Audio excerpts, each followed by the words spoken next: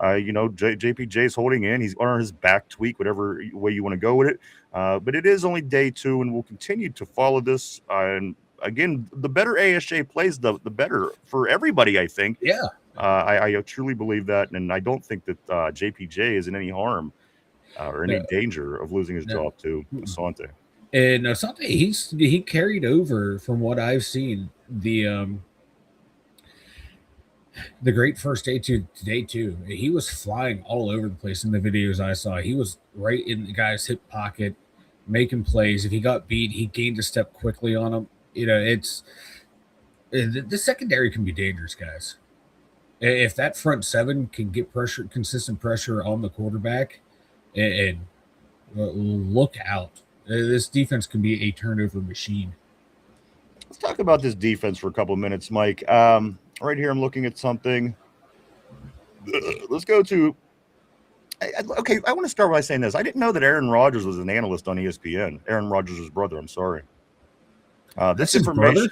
information. Yeah, it's his little brother. So let me get out what I got. Former NFL quarterback.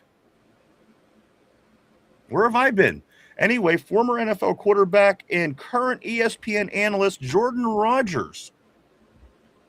Aaron's little brother, bullish on the Steelers' defense. Mike, he calls and says that the steel curtain is back. A lot of negative talk that the Steelers get from time to time from the national news, ESPN, beyond. For one, the big news on this is I didn't know this was Aaron Rodgers' little brother, but apparently it is. Jordan Rodgers, Mike, is talking about how good the defense is looking. And again, steel curtain's a bit of a stretch, but at the end of the day, you got to like the positive news again about our Steelers defense. You know what? Anything positive for the Steelers defense, I will take it.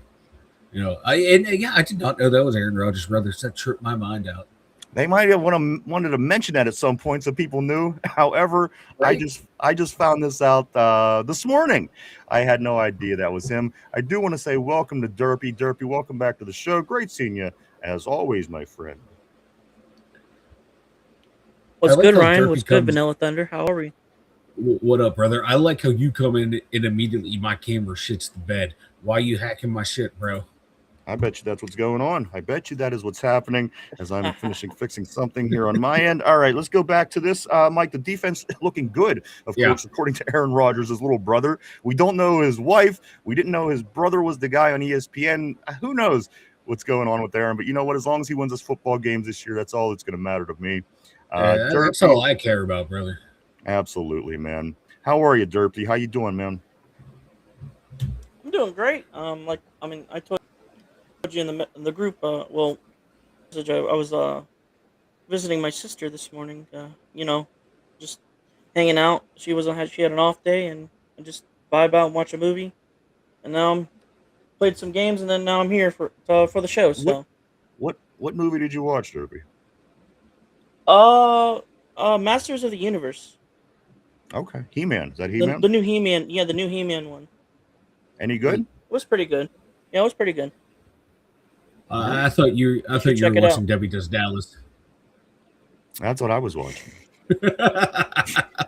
Master of Texas. Let's continue to go forward here. Steel Loyal, great seeing you. Sup, fellas? He says, always great seeing Steel Loyal all the way from North Carolina. My man, hope everything is going well for you. As day two of training camp wraps up about 25 minutes ago for the Steelers, guys, we're heading to day three for this 4-day work week for the guys. They'll be in tomorrow and also Saturday. They'll have Sunday off. They'll be back Monday wearing pads, Mike. They'll be back I with can't pads wait. on. I can't wait. Will the pads have wings? That is the question. But no, I can't wait, brother. Just looking at some of the videos right now, these guys flying around. I can't wait till they can actually bump into each other, not tackle each other. I want to hear the pads pop, and I want to see how they look in actual football gear.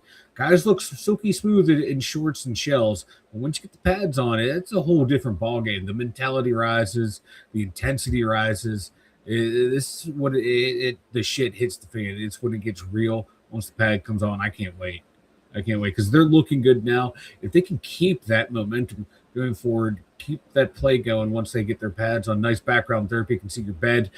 Uh, We're looking good, brother. We're looking good. And if you've been with us for a while, than Derpy's bed right now. If you've been with us for a while, Yeah. Mike, you would recognize that setting. That is when the camera accidentally came on when Derpy had no clothes on. Yeah, we saw the boobies. Yeah. We're about to see. Yeah, yes. he's late. He's Bad. late. No. I went into a flashback. When I saw it.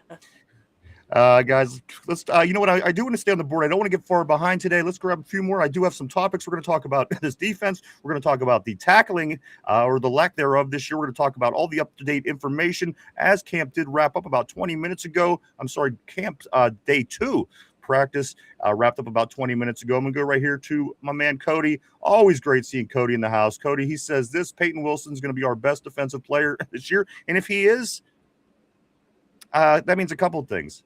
That either means he's really playing out of his mind, or if he's the best and everybody else may be having a shitty season, which I hope that's not the case. But if that's the case, I hope the first route will be the way that we go. Peyton Wilson, certainly, hopefully he does have a big year as well. I'll get into what his tag team partner had to say here in just a minute. Tyrone says, I thought you think PFF accuracy, my bad. Let's go here to Steel Loyal. Cody, you could be right, and he could be. We'll see. Let's go here. Tortilla says, shh. Truth Thong. Always great seeing you back. You know we love the name. He says Roman Wilson will be good, maybe their best wide receiver by the end of the year. That's a pretty big one, but always great to see us, Truth, and great to have you on a terrible board. Cody says, I think Peyton Wilson has the ability to be a top middle linebacker. Steel Loyal says PFF is never wrong is a great joke to open up a comedy act with. Let's go to Somber. Somber says best wide receiver. That's crazy talk, but you know what? I guess we got to let it play out. We were only finished in day 2 of training camp. Cody says this: I watched him take over the Colts game yesterday. Dude's a freak. Listen, he's got mad talent. The guy's got mad athleticism. So say, well, it's still out. The jury is still out on this one. Yeah. We have to. I say we have to give it a little bit more time. Yeah, he has the potential. He is a tackling machine. He moves well, but man, a little more consistency and stopping the run and in the pass game. He kind of his pass coverage kind of dipped from rookie year to last year. But hey, let's see what he can do with this new system, this new coaching staff, and maybe they can get him to that next level. All right, sounds good. Let's go right here to Yinzer Joe. Joe says this: I heard Cole Holcomb was showing off the player he used to be, too, playing good. I thought the player he used to be was hurt, but that's just me. I hope he plays well as he does get the nod at the other inside linebacker position next to Patrick Queen. I'm going to get into some comment by him here shortly. Let's go to Dude. Dude says this: Derpy says Rudolph gone before game 1. Rudolph is going to be gone before game 1. Quick thoughts on that, guys. Well, he did look good today. From what I saw, he was reading the defense well when they were throwing different looks at him. Sat there, looked poised. Looked good. So maybe if he's gone, it might be as a potential trade piece. All right, interesting. Tyrone, he says this: Me too. Cody got high hopes for Wilson, and at the end of the day, believe me, I want him to succeed. Yeah, better the guys do, whoever they are is better for the squad. Let's go here to B Smiles. B Smiles says, you all see more of me. Thank you for having me. Loving the show so far. Yeah. Well, my man, we thank you, and we're glad to have you and look forward to seeing you back for a long time. We do this all year round. Let's continue down here to Yinzer Joe. He says this: the development of Sawyer has to improve with the uncertainty of Highsmith next season. And of course, I think that's kind of what we were leaning toward. But I do agree, Yinzer Joe, you're right. Let's go here to Tortilla. Trade JPJ to Aliquippa. As we were rounding out the week, I know Durfee has a little bit of high school he wants to talk about, Mike, and I have some interesting things about our Aliquippa that we're going to get into, but that's going to be tomorrow because Friday is high school football days. So come around tomorrow to hear some of the scoop I have about Quip. I think you're going to be impressed. Of course, Hall of Fame high school. More people from Aliquippa High School in the NFL Hall of Fame than any other high school in America, and it's just a small steel town right off the river. Yep. We'll get into that. So much more tomorrow. Let's go down here to Somber. Somber says this. He says, it'll be interesting to see if Whitehead is still in shape. He didn't play last year. He did have that injury. You're right. But if he could get healthy, he could stay healthy and play to the ability that he did, again, through high school, college, and with Tampa Bay. I think he fixes a lot of issues that we have questions about at that safety spot, at least for the year. I mean, Yep. bring him in for like 11, 12 career interceptions for him. He is a ball hawk back there. I like him. He is a playmaker. Believe me, I've been watching him since high school. This dude is in the pit too. I'm a pit guy. Again, if he was happy with any of these other clowns that came in over the past couple of years, you're going to love Whitehead if he could get back to his playing abilities.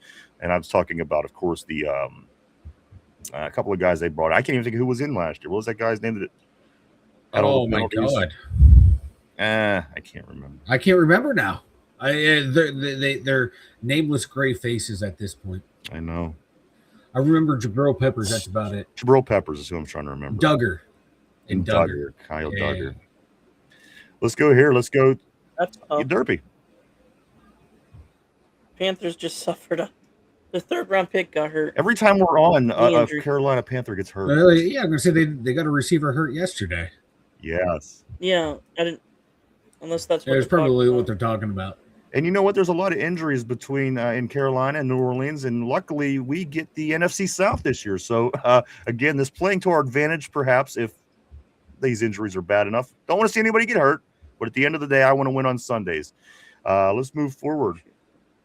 Let's go to Yinzer Joe. Mike, he says, well, the organization says Savage was playing good, so we might not need Whitehead.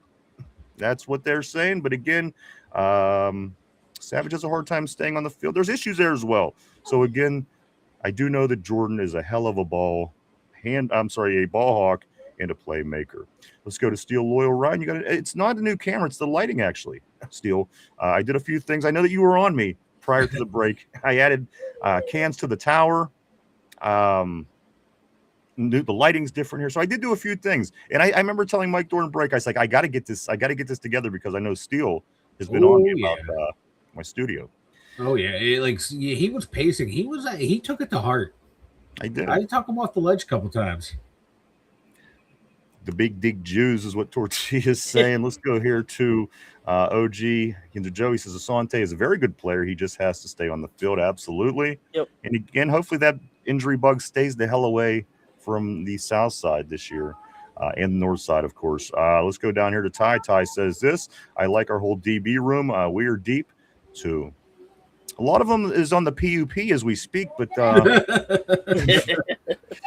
or starting nickel or lockdown corner, our rookie, Let's go here to Cody. Cody says Asante Samuel sucks. Why everyone's so high on him? And the nickel, I think he's going to do good. His Pops is a good player. Yep. It's a wild derpy. Steel is saying it's a wild derpy. Let's go right here to Somber, the Derpster. Nice jersey, Derpy. Tyrone is complimenting. Let's go here to Cody. Cody says, say hi. Say hi to everybody, Derpy. Hello, chat, viewers, Yinzers, Steel Nation. Derpy, you lost my privileges. At least I'm not on the list, Vanilla Thunder. At least I'm not on the list. Oh, you're on a list. You must not have been considering the charisma, Mike, that I think that we were all blown away by in that. That is true. I'm sorry. That was like, in the great orators of our time, we FDR, JFK, Reagan, Clinton, Derpy. Obama. These are some really great speaking people. Derpy might top them all, brother. He unfortunately he's right behind George W. Bush, but he's getting there. You see, they got a wall. And I think it needs torn down. That's the kind of performance and command that Derpy brings. Guys, I got to hop off camera for a minute. I'm sorry, brothers. I'll be back. You're good. You're good. You're good. So let's go right here to Cody. Cody says this. Remember when Darren Waller flat-footed caught that ball over him? Yeah. Yeah. Somber says, I remember Cody. Yeah. Cody says this. Judge ASJ sucks. Eccles is better. Let's go to Ty. Ty says, Cody, he doesn't suck. He's perfect DB3 for or a depth guy. Absolutely. And I think Cody likes to have some fun too. I'd keep my eye on him if I were you, Ty. I would keep my eye on Cody. Yeah, Derp, what's up? What's the point of the argument between Eccles and ASJ? They're both better than you. Better than both of you. They're both getting paid more than you. All right, Derpy's here to piss everybody off. So just Yes, I am. let's welcome Derpy, everybody. Let's insult let's insult the audience. Let's continue to move forward. Cody says this. He says, "I'd rather have Peyton Wilson as a DB3 than ASJ." See, you just never know with Cody. You just never know with Cody, but all is good in the hood, brother. Somber says that was a mismatch. Cody, that's on coaching. New staff now. Tyrone says, calm down. Cody Wilson needs a big year this year for show. Cody says this. Nah, ASJ equals Caleb Johnson equals Mason Rudolph. Cody is on his shit today, as I do see. Steel Loyal says this. Leave Caleb Johnson out of this. Leave him out. Let's go here. Somber says, shut the fuck up. PQ is dog shit, just like LSU. I do got some going on as soon as Mike comes back. I don't know if he's dog shit again. He's not dog. No, we're gonna find out off a new system this year, Derpy. New defensive coordinator. Let's see continue. if he actually tackles. Now, this is what I'm going to touch on today. Some more of his tackling woes. Let's go here. Still loyal. Shots fired. Tyrone. It's the second time this week I heard this name. Wide receiver Chris Brazell, rookie out for the season. Bro, what are the Panthers doing in practice? It's unbelievable. I feel so bad for that quarterback. That's midget quarterback. And as much as I want to laugh about the midget and his problems, I just don't want the karma coming back and biting us in the ass, you know? Right. And we're going to laugh, and then tomorrow something up's going to happen to our team, and we're really going to be pissed. So it usually happens, Ryan. So I know. Not the football gods work in mysterious ways, Derpy. Yes, they do. Let's continue forward right here. Somber says, oof, damn. Steel Loyal says, damn. Let's go to right here. Corey, don't drink that, says, yeah, his prime was season-ending knee injury for 3 years. Oof. Somber says, DMC 3 probably depressed by now. Steel Loyal said, I was about to say, Karab is punching air right now. Right. Yeah. Hopefully Chris Brazel invested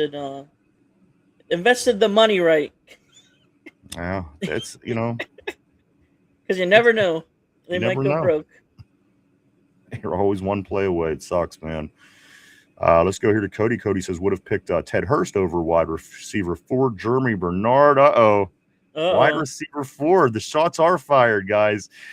Let's get Mike back in on his mic there. Get that turned on. Then we're going to get back to him. Hey, maybe by 1,010 I'll have that figured out, brother. 1,010? I think that's probably a press. That already passed. I think that's a push, but all right, I'll hold it. I mute it on itself. I mute it on the app. So so there's no background noise when I got to take care of stuff I got to take care of. And then I come back and I forget I muted it in 12 different spots.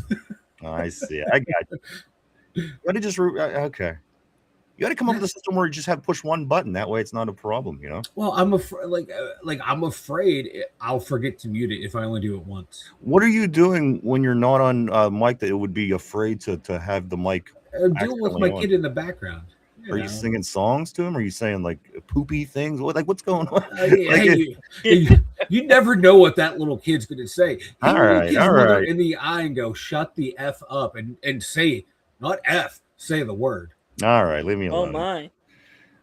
I seen that it happened. But not as like an angry thing. It's just like being a joking, playful. Because it's like, oh brother, you can't be saying that. I'm going to just grab a couple more here, and then we're going to get to a couple topics, guys. Magnum, of course, Mark Malone says Magnum and the Big Johnson are valuable players, man. ASJ2. Let me grab Steel. Steel Loyal says, looks like they stuck with Leggett as their number 2 again. Yeah. Cody says, yeah, Mark, bring Darius Slay back. Darius Slay had such an experience in Pittsburgh.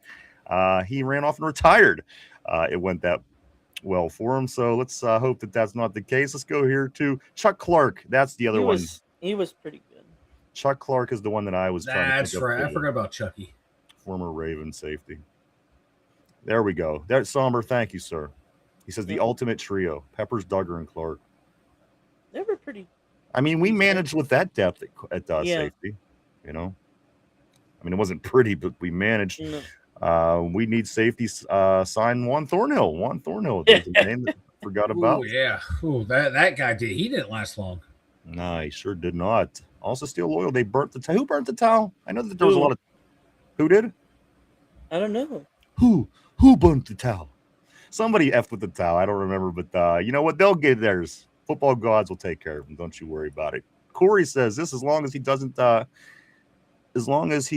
white hands, I don't care. Get some he's a ball hawk. He's going to create turnovers. That's just what he does. The kid is Fellas, a mad athletic talent. Yes, Derpy. did you see that fight in the Bungles fight the other day? I heard The about it. practice. You heard about it? Was that like a day one Yeah, fight or day something? one, Jamar Chase and some DB got into a fight. What you got on that, Derpy? Any? I'm just saying, maybe the wide receiver drama is getting to Chase. I mean, you run that. Similar to Owens, similar to Ocho. You always run that risk when you have Maybe. a top wide receiver. I don't know why this is, but the top wide receivers again: Randy Moss, Terrell Owens, every name that you just said. For whatever reason, they come with a little bit of attitude. So who knows? Who knows what's going on over in Cincy? Let's go here. Terrible towel curse strikes again. I like it. Heck yeah. Between the football gods and Father Maxwell, we're looking good. We're looking good. New lighting, still can't see his face. Yeah, it is definitely new lighting. I got the blue, and you know what? I had it over here earlier in the week, like Monday. Monday, and it was all effed up. I had to put it behind me, so that's what's going on there. Camera may look different. Let's go here to Cody. Cody says Vanilla Thunder shaved Trevor Lawrence hair. Brother, I would never disrespect another flowing mane like that. Somber, we thank you for the happy poop. Nobody loves happy poop more than we do here at the show. Somber, thank you, of course, for the 10 jewel happy poop. Thank you. Also, Mark Malone says Peaches is hell of a ball handler, and she's never played basketball or football. Silky smooth hands. The way she handles the ball, she's like Kyrie Irving out there. That's what I hear. Let's go to Mark. Also says this: God knows she's given Derp the reach around countless times. Yeah, let's go. Corey says this: don't drink that. It's not the Epstein list, is it? It is not. I don't think it is. I don't know what kind of lists Mike has going on over there, but I assume that they're not the Epstein list. They're not the Epstein list, but Derpy's on the list that might be fast tracked to the FBI. All right. Tortilla says Juan Pornhill. Cody, I'll leave Caleb Johnson out of this, just like the Steelers left him out of the games last year. Oh, nice. You know what? I really think Cody came in with the mindset he's going to win this the game ball today. And you know what? I don't see Tortilla, so you literally just said Tortilla. I said Juan Pornhill. What's that? Oh wait, yeah. I'm sorry, I thought it was Cody. I do apologize. See, it's with that. Wow. Tortilla, I'd never do that to you, brother. That's why you're a permanent fixture on the friend list. Are you done? Yeah. So I did confuse that. I apologize. So maybe Tortilla is in the running for it, but I do know what I'm trying to make the point of saying is Cody is coming in hot and heavy today, and Tortilla is in the house. I do apologize, Tortilla. You know that. Let's go here to Steel Loyal. He says, well, Carolina bought their own karma when they burnt our terrible towel. That is what you're referring to. That could be it. When the hell did that happen anyway? For a while. Was that on the schedule reveal, maybe? I don't know. I can't remember. And only thing I can think about right now is Cody coming hot and heavy. Do you want me to run my jizz hat down to your studio, Mike? I have yes, please. Jizz hat. Tyrone, I'm sorry, let's go right here. At least you know Cody. Damn, Cody. Yinzer Joe says this: what are the real options if the Steelers don't give JPJ a new contract? Play without him, trade him, because he could hold out maybe all season too, but players don't like to lose money. Let me jump off that, Mike, because I think that's a good place to talk about this. Guys, this was something that was interesting to me, providing I can find it. Right here, guys. Jerry Dulac reports this. Jerry Dulac reports this, guys. JPJ's spring hold-in did not sit well with the new Steelers coaching staff. This is interesting to me for a couple reasons. It isn't like the past when TJ held in and held out. It wasn't like in the past like Cam Hayward. This was a coach that they were very familiar with in the past, in the coaching system that's been in place, and it's different, Mike. This JPJ with the new coaching staff, I gotta believe, is a different situation than we've had in the past when players held out, because again, it is new. Again, we don't know what that is being said behind closed doors, but it is being reported that it didn't sit well. Yeah. The new coaching staff. So what do you make it is before I move on? Before I go on about it. I can see where the coaches are coming from. But on the other hand, he still has to work his leverage for his paycheck. I mean, exactly. This is a business. It's a business. He wants to get paid, wants to have that security, because what happens if he goes out there and gets hurt? He's not going to get that money. And the team will just cut him and be like, "Oh, sorry, gone." But there's no loyalty on their end. Why should he have the loyalty on his end? At least he showed up, did all the work in the classroom, was not a disruption. Was there every day during the off season. Guys in that position in the past wouldn't even show up. We'd be talking mad shit in the media. We'll be pulling a Baker Mayfield talking to the media about how he's being disrespected and doesn't feel valued, and he'll go elsewhere and get money. This guy kept his mouth shut, worked all off season with Brisker, and off the field, was at every meeting, at every practice. Yes, he didn't practice, but he was there day in, day out. He's doing his part of what the only leverage that he has. Why? I don't know why they would frown on him for that. This is the landscape of the NFL. Players hold in. Maybe they show up, they do the things instead of completely disassociating themselves from the team. At least he's there every day, talking with everyone, talking with the coaches. Okay, a couple of things. I'm going to jump down because I kind of see that Steel Loyal is commenting on this as well. He said he hasn't heard a single coach say that. All I've seen is Steelers Depot. Of course, this was not even from them. This was from Jerry Dulac is the report that I did get this from. So again, something has been said somewhere. Now, as far as what you're saying, Mike, I agree with you. The guy has to do his thing. He has to get, use his leverage, get his paycheck, get his money. But at the end of the day, maybe they're looking at it from a football point of view instead of a business point of view. Again, I don't know the story as Steele was saying. I don't have all the detail of even who said it, but I do know that it is being reported in the Post-Gazette. So the thing is, maybe perhaps if the whole story was broken, it could be on football terms. It didn't sit well with us because, again, we like to have them with the team. Again, we have different players back here. The safeties, we have different safeties. We have a different cornerback opposite side of you. We have different things going on, obviously, under a new coach. And I agree with you, what you said, Mike. He has been participating. He has been very compliant with everything so far.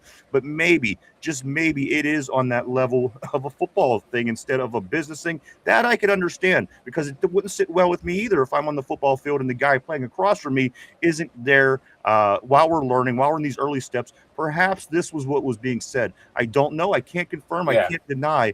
But again, that would seem to me ultimately what it was, the direction that would be going, unless there's a problem. And again, that has not been reported that there's a problem. Outside of that quote from Dulac, I haven't heard anything. And even all I heard from Omar Khan was saying we're not going to talk about contracts. Guys who are hurt aren't going to talk to the media. And, only so much you can do with contracts, blah, blah, blah. So, I'm more inclined to take for what Omar Khan said than what, was being reported from Dulac. And again, we don't know. There could be a lot more to it. Yeah, it could be more to it. But, he's out there in practice today, again, at camp. He was there seen working out on his own, walking around the field, interacting with fans, interacting with the guys. So if there was any real bad disconnect, I don't even think they would allow him out there. I don't know. Again, I just could go by what I'm reading in the paper here. That's all I could report. Again, this is new news. It's not speculation of the off season. So again, I'm just talking about what was being reported. Let's continue to go down here a little bit on the board. I'm going to go right here. Let's go to Tyrone. Damn, you think about JPJ more than me. He said, I think that is going to Yinzer Joe. Let's go down here to Cody. He says, if JPJ wants to hold out, I would keep him on the team this year and franchise tag him next year. Really F with his, really F his, would you going to play one way or another? Let's go here to Steel Loyal. He says, Steeler Joe, you quite literally answered your own question. Tyrone says this, but no, to answer your question, one, he's not getting traded. Two, pay him or he will sit out. Until then, simple. I just don't know if they have the money. Mike, this kind of seems to be a problem. Of course, this was said also. Let's see if I can find Noah Hiles, Mike. This one, somebody that we did shit on earlier in the week for his comments. Of course, he said this was going to be a border. He has no interest in covering camp, but anyway, he's here anyway. Yeah, I know, right? This is what Noah Hiles says, Mike. He says JPJ should have been the Steelers' top priority. I woulda, coulda, shoulda. I don't disagree. I don't either. Do we have money to pay him at this point? What? How do you handle this situation? It's going to be tricky to get that contract done, but Omar and his staff, they're one of the best, if not the best, at figuring out how to move money around to not fuck us over in the end. But yeah, he should have been the number one priority. I love Mount Washington. I love Nick Herbig, but we got guys ahead of them that are starting and that are proven starters. JPJ, there was really no one behind him that we knew. Like, it's not the same. Well, yeah, he was a good corner in San Diego, but he was never talked about in the top 5, top 10 conversation before his injury. Don't get me wrong, I love Asante Samuel Jr. I'm glad he's here. I'm glad Jamal Dean's here, but he's an older player. You lock down your corner. You lock down your lockdown corner. That's just football 101 right there. Mike, the then you go back in and fill in everything. What I'm else. seeing on in the papers is the fact that perhaps they. And listen, I'm not trying to kick dust up on this, but perhaps they don't view him as a top 5, and that could also create some situations and some issues. And also, Mike, with Denzel up in Cleveland getting the big payday yesterday, becoming the highest paid corner, you also have to notice that Witherspoon and Gonzalez are also going to get paid at the end of the day. So I don't know if we have. I just don't know what angle to take with this with JPJ, because this is putting him in us in a situation on top of. That's what I'm saying. The $1 million question is, how the hell does this get handled at this point? Yeah, it's going to be a tough one because his agent is not a pushover. He has one of his agent is one of the guys like a lot of teams hate negotiating with, because he's going to get the most that he can for his client, and that's what he's going to do. If I'm the Steelers, though, Porter's one of the guys I'm not letting leave the building. You're only going to have to give him one contract. He's 26 years old. He signed into a 5-year deal. He's going to be 31. By that point, he's going to be at the end of the road, and you're not paying money for a quarterback right now because you want to go the younger route. Those guys' contracts are going to come up by the time his contract's expiring anyway. This is the perfect time to lock down this guy. And they should have made that the priority, with everything else on the back burner, because you could have got Herbig and Mount Washington done during camp. I agree. But again, at the end of the day, where do they value this particular player? I know. If they don't value him in the top as a top corner in the league, what are they? Are they just looking at interceptions? And I want to say all the other deep stats that we've been talking about. For never letting up a single point at your position. I think that certainly should be way up there. But at the end of the day, Mike, that's the multi-million-dollar question. It's just how the hell do you figure this out now? It's going to be an interesting. And I don't want it to be. I don't want it to be an interesting development. I want him to get signed, get in there, and get his money and play and get ready for the season. Again, I'm not bad-mouthing him. I'm just saying, for me as a fan, I'm ready to go. Yeah. And I hate that we're dealing and worrying about this at this point, And I understand both sides, where they're coming from. Yeah, absolutely. Players want to get the most that they can. Teams don't want to pay a whole lot of money, to players. Unless they fall in love with them, with like someone like T.J. Watt and Cam Hayward. But, teams want to keep pay as little as possible for guys, and guys want to get the most that they can. It's just the nature of any business and of any Absolutely. job. Every human wants to get as much money as they can, as they think they're worth. So I don't fault him for it, and I understand where the team's coming from too. The big story this week, one of the big stories at least, of course, JPJ, of course, everything going into camp, like the competitions, the backup quarterbacks, the new players, the rookies, everything that's going on. One of the big things that are standing out this week, like a sore thumb, of course, is Coach McCarthy's decision to take out tackling from camp. You may have an opinion one way, you may have an opinion another way. I'm going to tell you what Patrick Queen's opinion is on this matter as he spoke on this, on no tackling. He says this quote, he says, you're just basing your practice on how you would take in a game, or how you would tackle in a game. I'm sorry. Sometimes my own writing F's with me. He follows it up by saying, then during the game, it's just a little bit more effort to put the ball carriers on the ground. But other than that, there's really no difference. With this being said, I just want to state this. Not only did he lead the league in missed tackles last year with 28, Mike, he also, the next person on the team with missed tackles behind Patrick Queen had 12. So it isn't like a bunch of people were missing mad tackles. Patrick Queen is okay with not practicing tackling, and he led the league by a big margin on the amount of tackles last year. I want to see the guy tackling some people this summer. I mean, me too. Call me crazy. That response may be more mental than Noah's response about the Steelers. What do you? Sorry, let me go back to what Noah says. Excluding From yesterday. About the article. Yeah. That might be more mental than from Queen than that. Well, I mean, here's also this right here. This here. You want? Guys, want to hear another one? Let's hear it, brother. This one is from a very fat man here in Western Pennsylvania. A lot of people do watch our shows from abroad, from outside of the town. Of course, I'm not talking about the ones you see on your screen in front of you. Okay. From the fat man. He says this, Mike, it's not like they're not going to be hitting. They're still going to be contacting. They're just not going to be bringing people to the ground. Why would you want to practice taking people to the ground in the game of football when you're playing the highest talented players on the planet? Call me crazy. I don't agree with the fat man, Mike. I don't think that this is something you overlook. Again, you're tackling guys who are the top athletes on the planet in your particular job. You had a guy who led the whole league in the team by almost over a dozen missed tackles.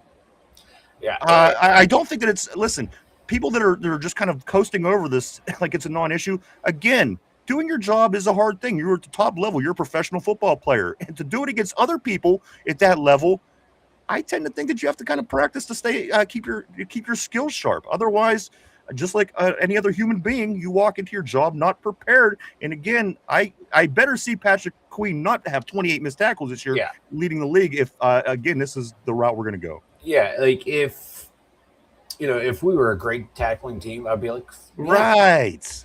But it's something that we haven't been good at. So their philosophy is, hey, we haven't been good at it. We're not going to do it. It's also a wear and tear type thing.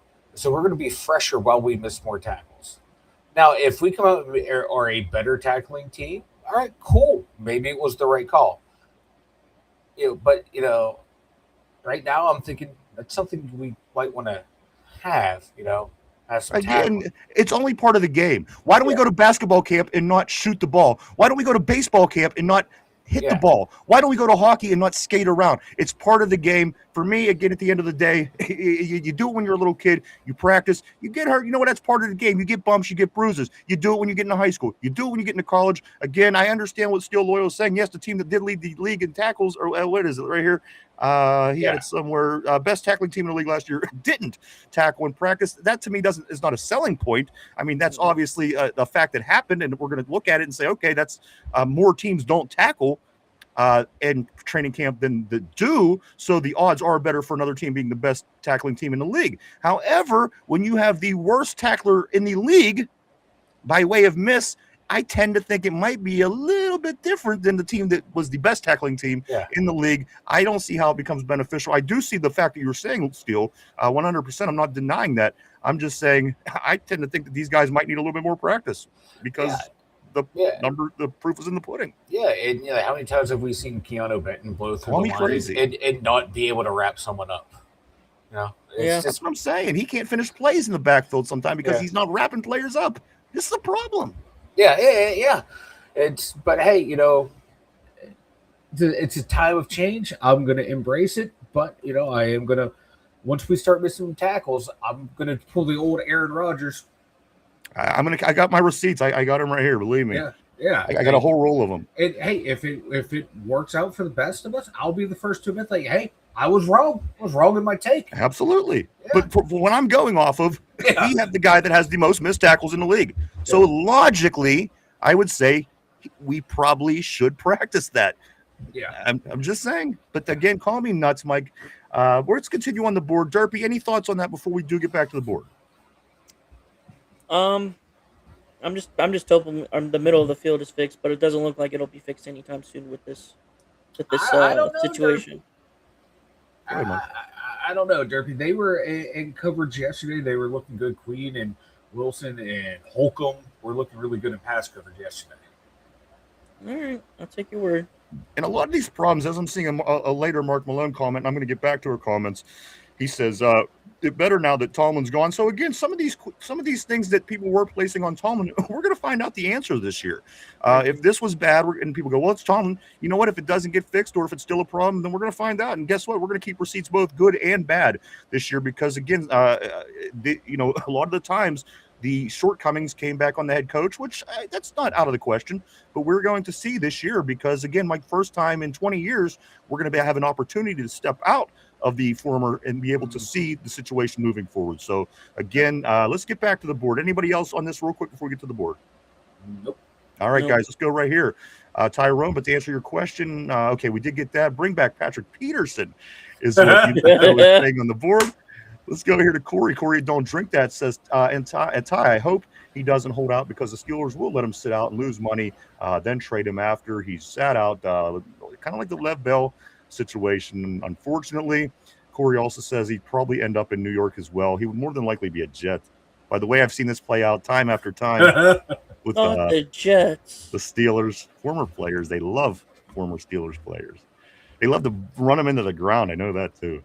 Let's go here to the Panthers. I asked you who you were referring to. Thank you for that steal. God's already took care of it. Let's go here to Corey. He says, I'm calling it now, though. If he gets traded, he's going to Miami. Miami. Okay.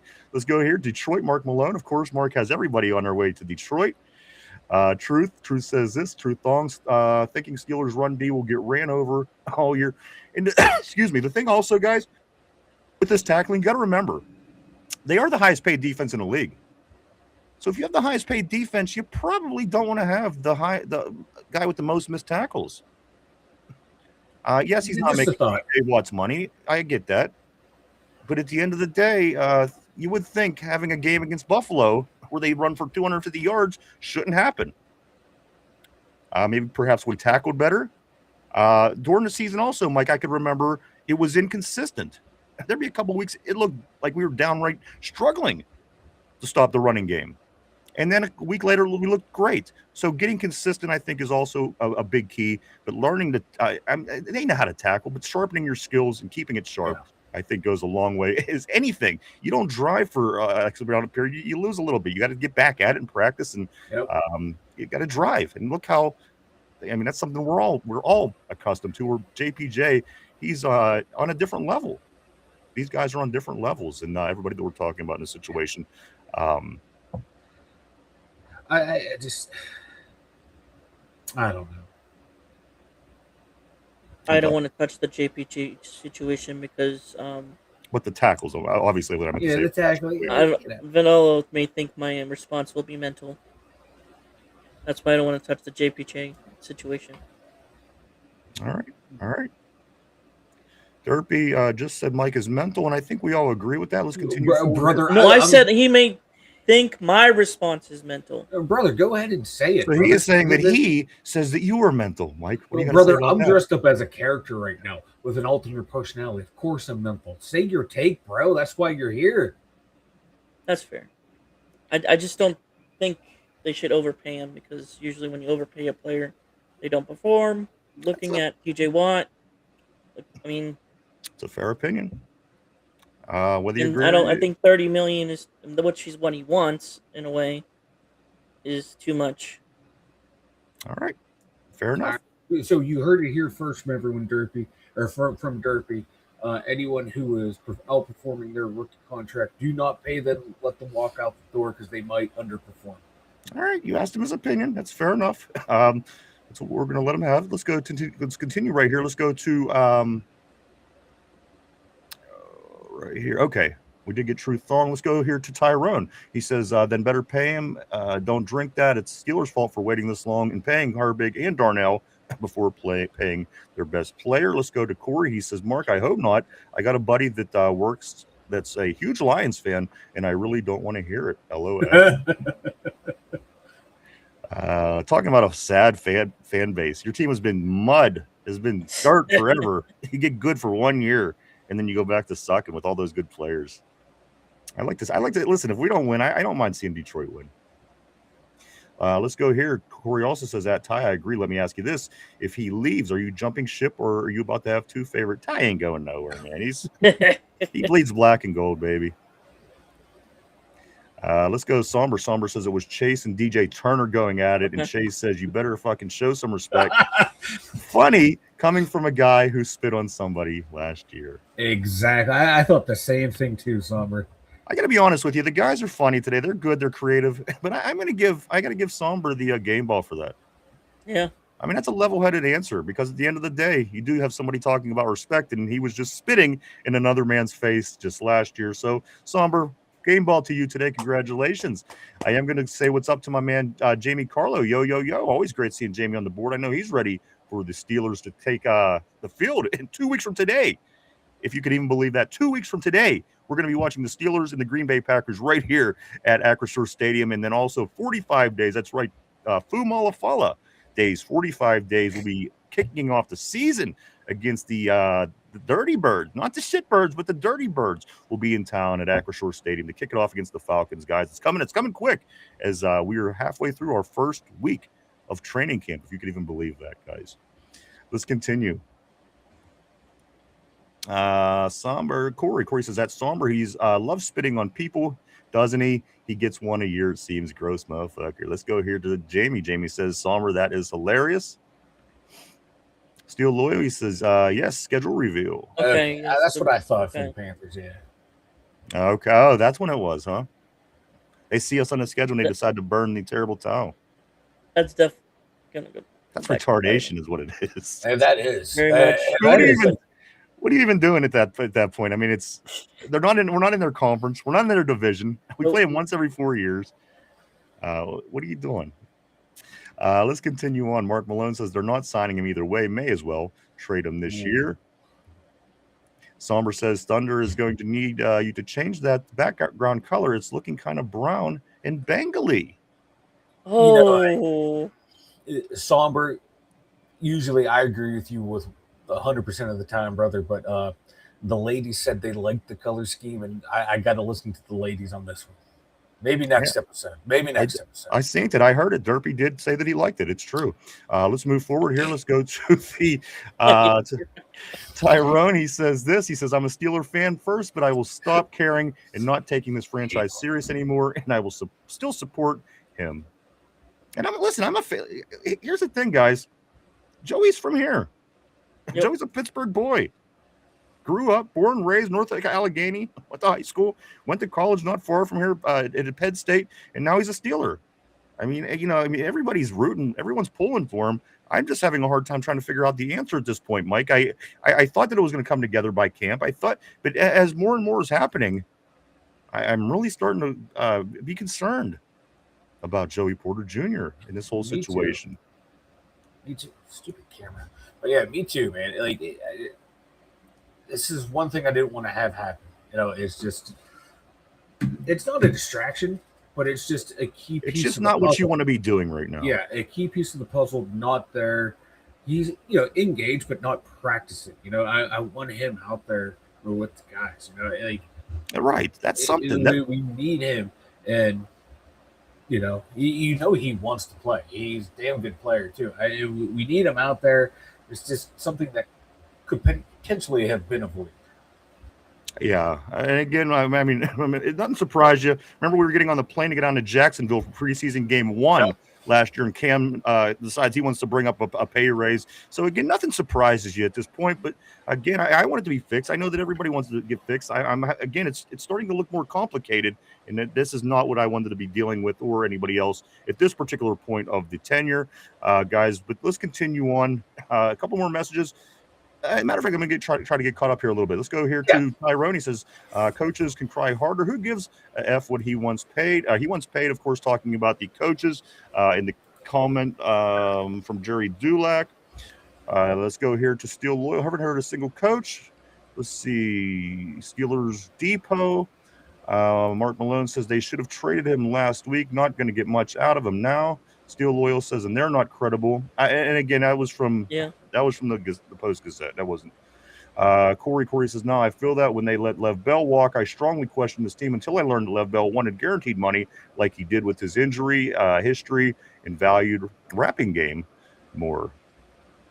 Let's go to Steel Loyal. He says, God, I hate the Steelers Depot. They're pushing this narrative and y'all are buying. Which narrative is that? I'm not sure. Steelers Depot claimed it was Dulac, but they use his name a lot. I seen from the Gazette, actually. I don't have that right in front of me, but I'm going to move on. Let's continue on. Let's go right here to Tyrone. Tyrone says this exactly.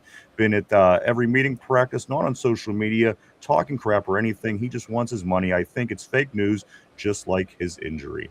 Well, we do know that that's probably it.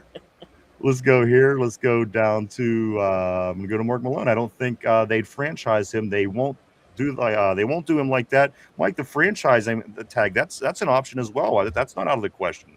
That would be for next year. Yeah, because when the contract ends, it's something they could do. Then that fight would be even worse than the one this year. I agree. It'd be a big fight. He would get paid really well, but like.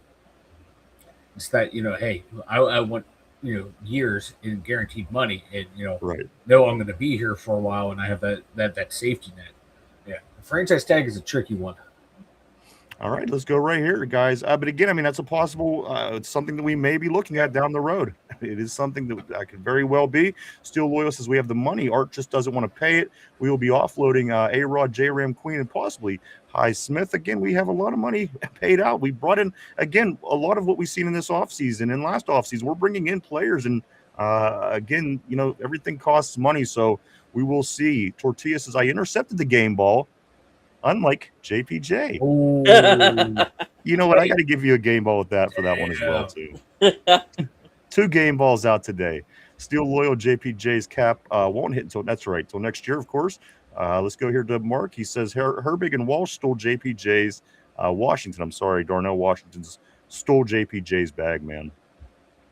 Tyrone says J-Ram, we think B, but we don't know. Same with Highsmith. It's just like we think. Who knows what they will? Absolutely. We're just talking some shit, man. That's all. It's all good, dude. Let's go here. Do nowadays, of course. Mark Malone, he says this. He says not many consider him a top 5. And that's, again, Mike, Denzel Ward getting the big bag in Cleveland. Gonzalez, Witherspoon.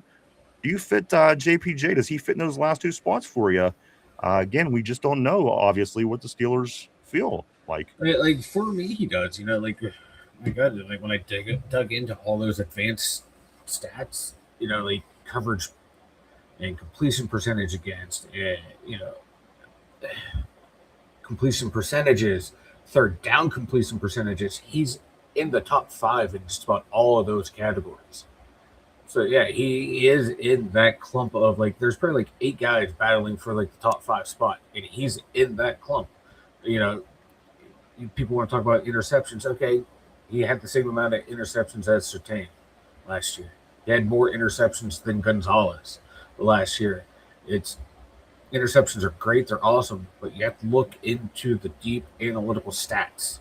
You know, like I was saying, completion percentage, quarterback completion percentage against how you do on third down, completion percentage against zone coverage and man coverage. He's there in the top 8, top 5 in all of those. So yeah, for me, he's in that group of guys that are battling for the top 5. Absolutely. And again, it comes down to a lot of different things, Mike. And again, we already have Denzel Ward paid. You already have a couple other guys that's already considered top 5. So this is where it makes things difficult. You value him one way. I value him one way. Derby values. But at the end of the day, it matters what the team values him at. And that's just not, we just don't know that at this point. Obviously, because again, everything is still kind of up in the air and it's just getting weirder and weirder. I didn't want this to happen. I did not want to be here at this point, guys. Let's move forward here. Gonzo and JPJ have the same agent. Okay, I knew him and one of the other corners did. I couldn't remember who it was. Also, Tyrone, he says, yep, same agent. That's good and bad at the same time, shaking my head. Let's go here to Steel Loyal. He says agent wants him to get paid, so he's holding out for Gonzo too.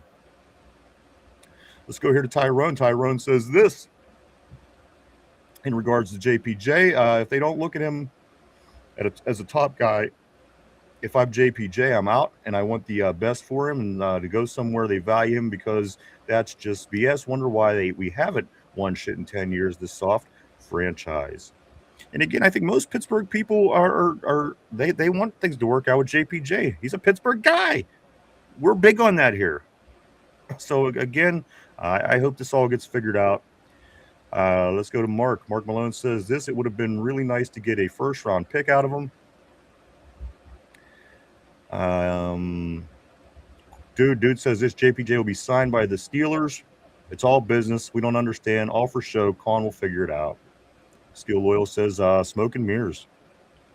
Dude says Patrick Queen sucked last year. And you know what? And he recognized that. He come out and made some comments where Derpy, he's saying that I know what I have to fix. I know what I have to do.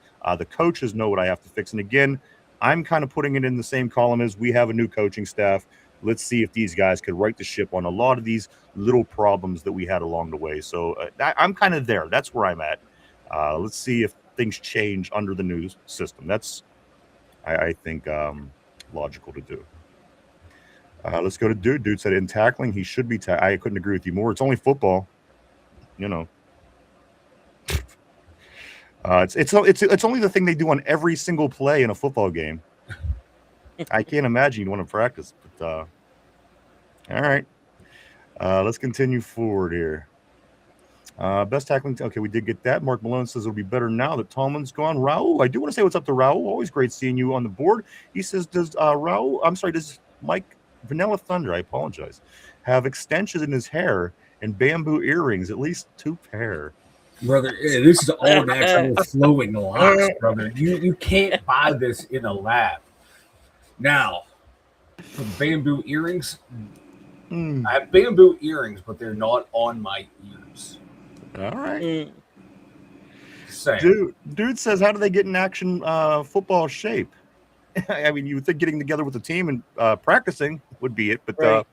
Apparently it is not. We will see. Again, we're going to hold receipts. I'm not going to go on and on. We'll keep the receipts on this, and we'll touch base when the tackling is either better or worse, perhaps the same. We will see.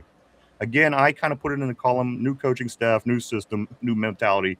I think things should be better, but we'll see. Let's go here to Tortilla. Tortilla says this: Derpy, show us your heavies. Oh wait, I skipped one. I seen this and I had to read it. Tortilla says, why go to Kennywood and not have wood for Kenny? And then he says, Derpy, show us your heavies. Let's go to Mark Malone. It'll be easy to see. The silence from the Tomlin nut huggers will be deafening. Let's go here to B Smiles, my man, brand new to the board. I want to say thank you. Great seeing you, sir. He says this: if the team does bad this year, do you give the team a pass or will you hold it against them? I think you should at least get 1 year. But again, I don't think the team's going to be bad. They're better than they were last year. You figured they improved. We didn't have wide receivers. We had Arthur Smith. So in theory, they were division champs last year. They had a home playoff game. What, 10-6 last year we were? 10-7. Yeah, 10-7. My God. Yeah. I know what I meant. But yeah, I don't want to see this team backslide. Yeah, it's new coaching staff. I think it's going to be maybe like a slow start, but I can see this team being at least 10-7, 11-6. That's kind of where I have them at right now. Like, I have high expectations for this team. That I think this coaching staff, the way they came in and the way the roster is built, everything is there to get them to that next level. We've been hitting a wall for the past 10 years, and I think this is the perfect coaching staff to get them over the hump. So, like, anything outside of contending for a division title would be like a bad year. I don't know if I would hold it against them because like things happen. You have to take everything in the context of injuries and shit like that. But like, this team for me is primed for a damn good season and a damn good run. If everyone stays healthy, that's what the expectation should be for this. What, Derpy? I said that's always been the problem, injuries. Ultimately, to answer the question, B, I don't know. It's tough to tell at this point. Being a football fan is full of emotion, and it's going to take seeing what actually how it plays out for me to answer that question. I will say one thing. If it's disastrous and there's one problem after another, I mean, obviously we're going to have beef. There's going to be a problem. But maybe a couple relevant injuries along the way, some things put us in position. So again, it's circumstantial in my opinion to answer that question. I think that we're going to have a good year. I'm hopeful that we're going to have a great year. But at the end of the day, to answer that question, I don't take it the wrong way, but I don't even want to think about it yet. You know what I'm saying? Yeah, quick stand for bad year. I don't want to think about that. You're right.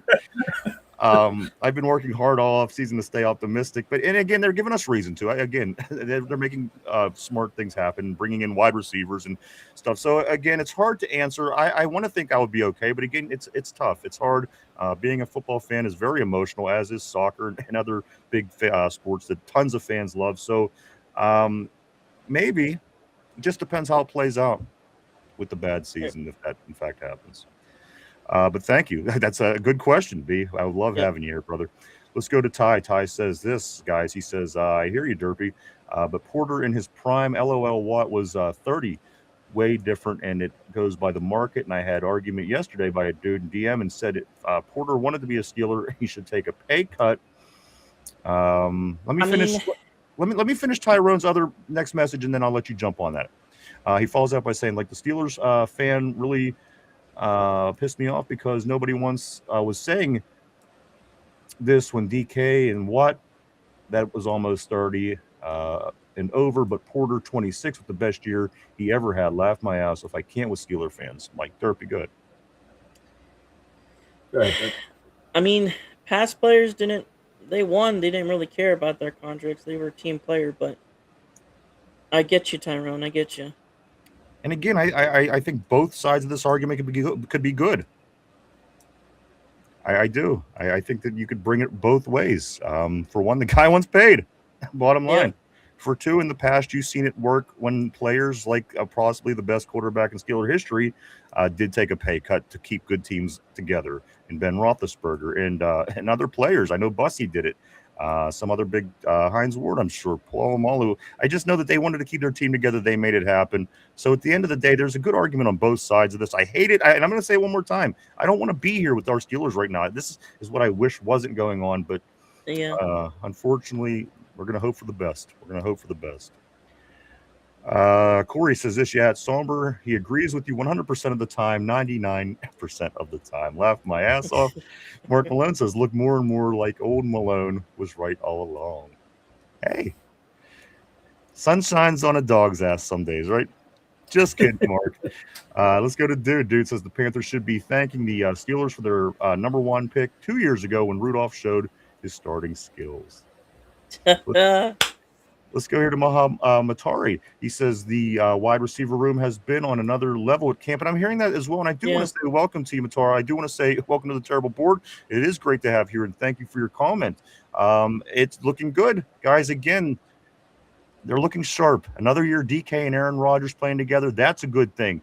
Pittman in the picture this year, where we had no wide receiver. Calvin Austin. Okay, we had. These guys are trees. between DK and Pittman, these guys are trees. They're huge guys. You got to like that. Jeremy coming along, and also what you're seeing from Roman Wilson, I think, Mike, is certainly encouraging. In these first couple of days of camp, Aaron's go-to guy. I mean, this is something that I would have never even thought of hearing 8 months ago. Right? Yeah, he's been targeting him a lot yesterday and today. So who's the little ugly cousin now, or the little ugly brother? The little ugly baby. The little ugly baby. Like he's, Aaron's trying to, beautify him up. Yeah. And put some makeup on there. Get the hairs done. We're working on him. But this is what I wanted to see out of Rodgers and Roman Wilson this year.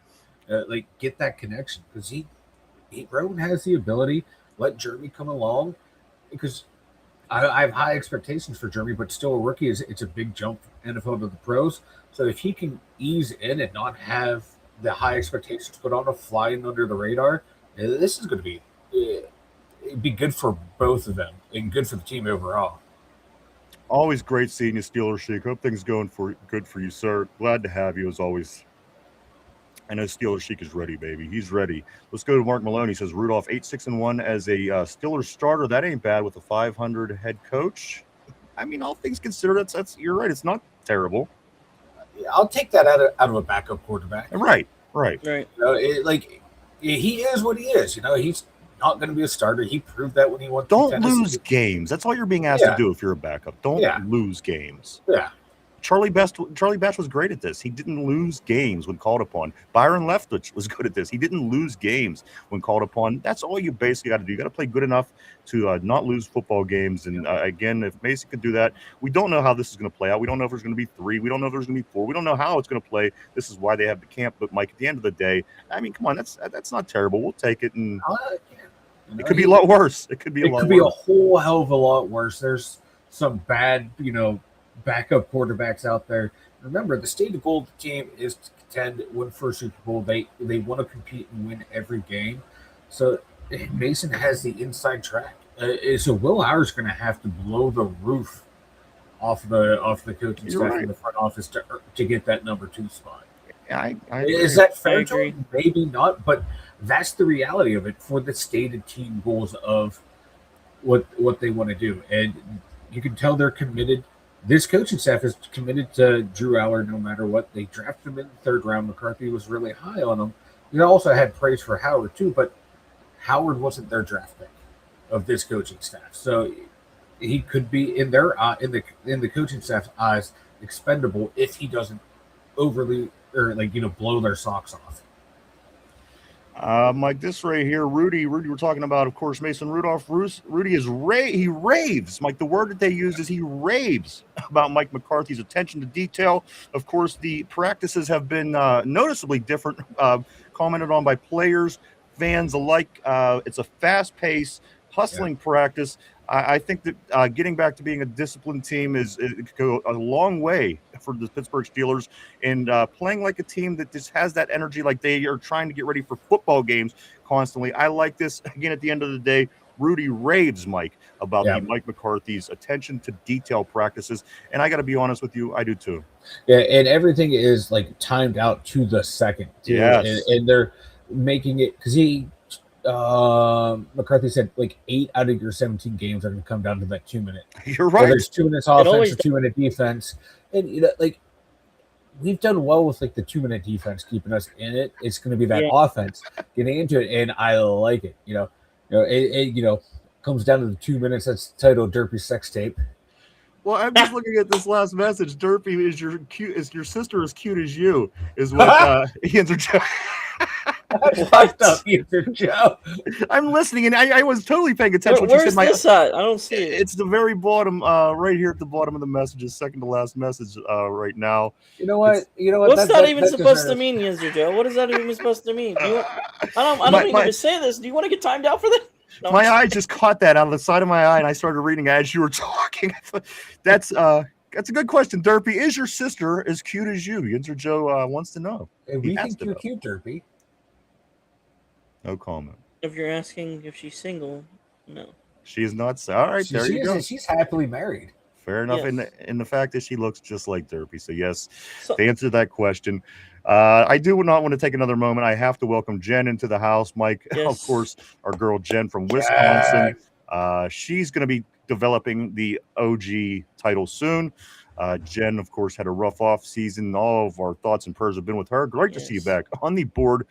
Jen, I know you're excited. We are 2 weeks away from playing the team right down the road from where you live again in preseason. The first preseason game 2 weeks from today. So make sure you get your Duquesne Pilsner and you get ready because it is time. 2 weeks from today, the Green Bay Packers coming to town, and in 45 days, Fu Malafala days, the Pittsburgh Steelers will be kicking off against the Atlanta Falcons here in Western Pennsylvania. So very, very pumped. I know everybody's hyped, guys. I know they are. I know I sure am, and it's coming. It's coming. Yes. Who would have thought 199 days ago, when the season ended Right. at home against Houston, it would go this fast? I truly didn't. I thought it would drag, but the offseason certainly was eventful with the draft here in Pittsburgh, drawing 800,000 people, the largest crowd in draft history, with everything that went on with the everything that's going on, the new coaching staff. And guys, it went fast for us. So again, very thankful that we are here. 199 days from the last time the Steelers played a meaningful game of football. Jenny, how you doing? Again, it's Jenny with an I and an E. I had to correct myself because yesterday I did call her Jenny, and I knew that she would punch me in the face like if I continue to call her that. So I had to fix it because I know that she tolerates Jenny with an I and an E and not with the Y. So my apologies to you. You don't Jenny. get that wrong. Tortilla says Steelers do have a deep offense. Fuck Steelers Depot. Also, Okay. also Raul says hospital ward is 1 concussion from eating Jello. Damn. Welcome, Raul. Great to have you. Great to see you. As always, let's go here. Mike 100 is what Ty is saying. Also, Jen, Mark Malone, welcome Jen to the house. Yinzer Joe says you can call him the Peace Pipe Porter, and we wave goodbye to Peasy. Let's go here to Mark Malone. I think he plays out this season here, unfortunately. Yinzer Joe, maybe if he leaves, he can go win something. Probably hold out, Mark Malone is saying. Tyrone says also in response, he says, he ain't playing if he don't get a deal. LOL. And I hate players like that. Mark and Ty kind of going back at it back and forth here. Should have traded him, Mark is saying. Yinzer Joe says JPJ always ahead at practice with the non-tackling practice. See what I'm saying? If he wouldn't have worked on his tackling from year 1 to year 2 and year 2 to year 3, you got to work on this shit. You just do. You just do. So again, I understand the team that led the league in tackles, they don't tackle in practice, but we will follow this for sure. Mark Malone, he's leading the non-tackling drills, is what Mark Malone is saying.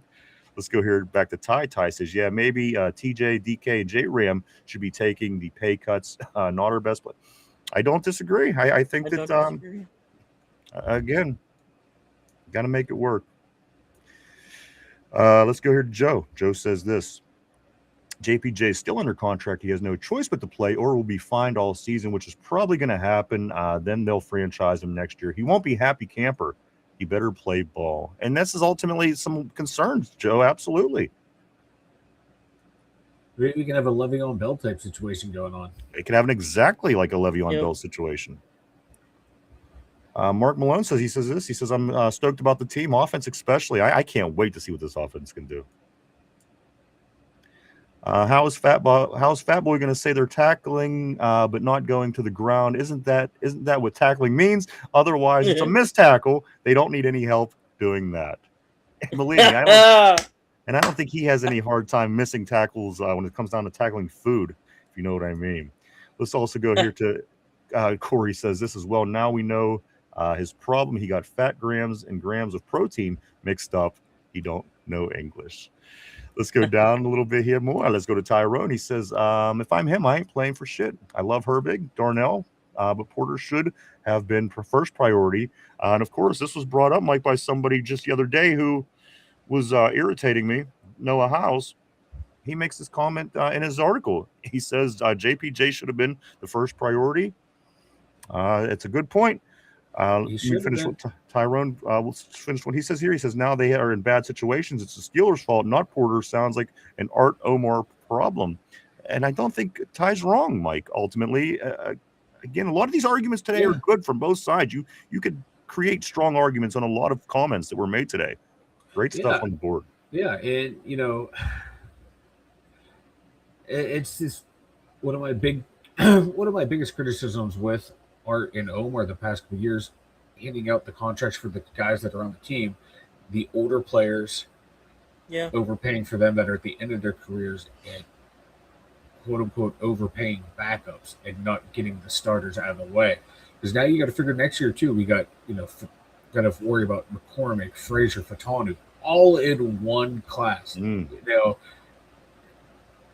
How are they going to pay all three of those? Which two are they going to prioritize, or are they going to just prioritize one? It's going to be interesting coming up. Sure is. It's always interesting being a Steeler fan. They never. Well, of course, this is also showing that these are kind of good problems to have, because that's showing you've had good drafts where like, oh my God, we got to pay. Oh, we got to pay a fifth round guard, potential starting money. We our second round center, our first round left tackle, or second round corner are all demanding top 10, top 5, top 15 money. It sucks trying to figure out how to pay them, but that's showing you've had great draft classes. Absolutely. Let's go to Mark. Mark says Lefty was great. Byron Leftwich was one of my favorite backups. Him and Charlie both did very well in that time period. Raul says Duck Hodges. Duck Hodges didn't lose games. Duck. He didn't win a lot on his own. He didn't quite. He didn't win a lot on his own, but it was fun to watch. A couple of things he did. He was probably about the fourth or fifth number 6 I've seen on the Steelers in my life. I think Sean Sweezum was one, Patrick Queen being another one, and then the other one being Bubby Brister. And for whatever reason, that's where my mind always went when I seen Duck out there was Bubby. So I was kind of skewed with the whole process. But at the end of the day, he married this Lainey Wilson chick, this country singer. Seemed to be going well for him. But Raul Doc Hodges just didn't lose too many games, is what he's saying. Yinzer Joe says, Derpy, are you as cute as your sister? Your sister's cute as you. We did get that. Tyrone says, again, Watt was up for contract and waited till Garrett got 40, and then we gave him 41. Terrible business. Love DK, but he got paid like a top 6 wide receiver and not top 15, and that's a good point as well. I mean, a very good point. DK is not a top 6 wide receiver. At that point, though, like, we really didn't have a quarterback, really didn't have a wide receiver, so you kind of had to overpay. Right. For him to sign that contract. It was just the reality of the situation. Get an offensive weapon. You had to overplay your hand a little bit. I like this one. Next one, I think Raul is getting a game ball as well. Raul says she might have a better beard than Derpy. Derpy, does your sister have a better beard than you? No comment. All right, plead the fifth. That's the way. Let's go here to Corey. Corey says, "I don't think, let's see. I think you know what it means. He's down to give either one of you a Vietnamese dong or two, and we do still owe Derpy his dongs. No two ways about that. His dong. We will be giving them to him soon. Derpy will be getting the dong. Let's go here to Yinzer Show. He says this, the reality is Steelers have a contract with Porter as of right now. He doesn't need re-signed or extended. Porter is money hungry and hasn't proved anything but 1 year. He been better. And but also that contract, the team doesn't have to honor it either. They can cut ties with them either way. So yeah, he's using his leverage. Again, I don't wish that this was happening. Let's go to Somber. What I miss, and he sends us more happy poop. I want to thank you. I love the happy poop from Somber. My man, as always, sends the happy poop. Nobody appreciates it like we do. You know that, Somber.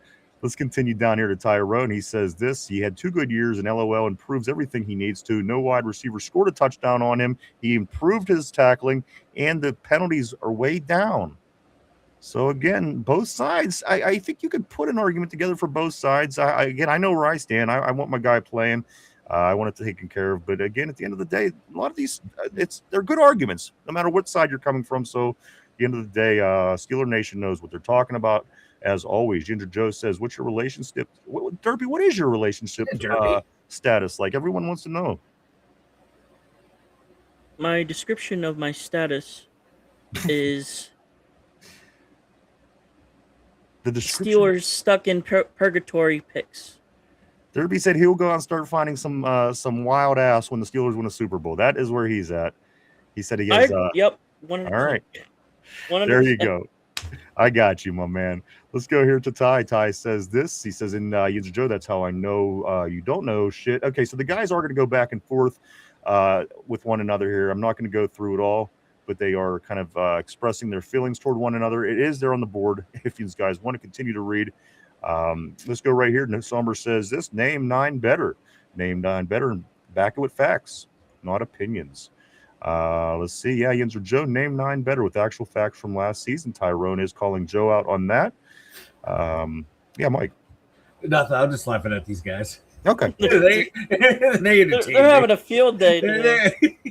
I'm about it. I'm always good. I'm always good for a good argument. I like, hey.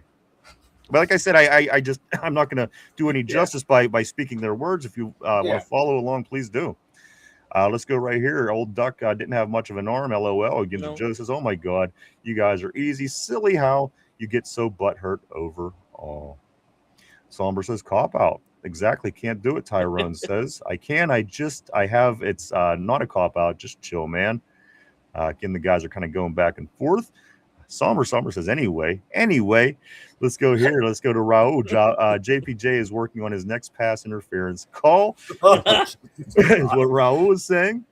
Again, the guys kind of poking back. Food fight. Tortilla says, let's get into a few things here. And then I do have a derpy segment. Of course, we're going to hit the NFC North today as we are working our way to the AFC, kind of going over divisions day by day. A couple more things I do want to talk about, Mike. This is what is said about the Steelers.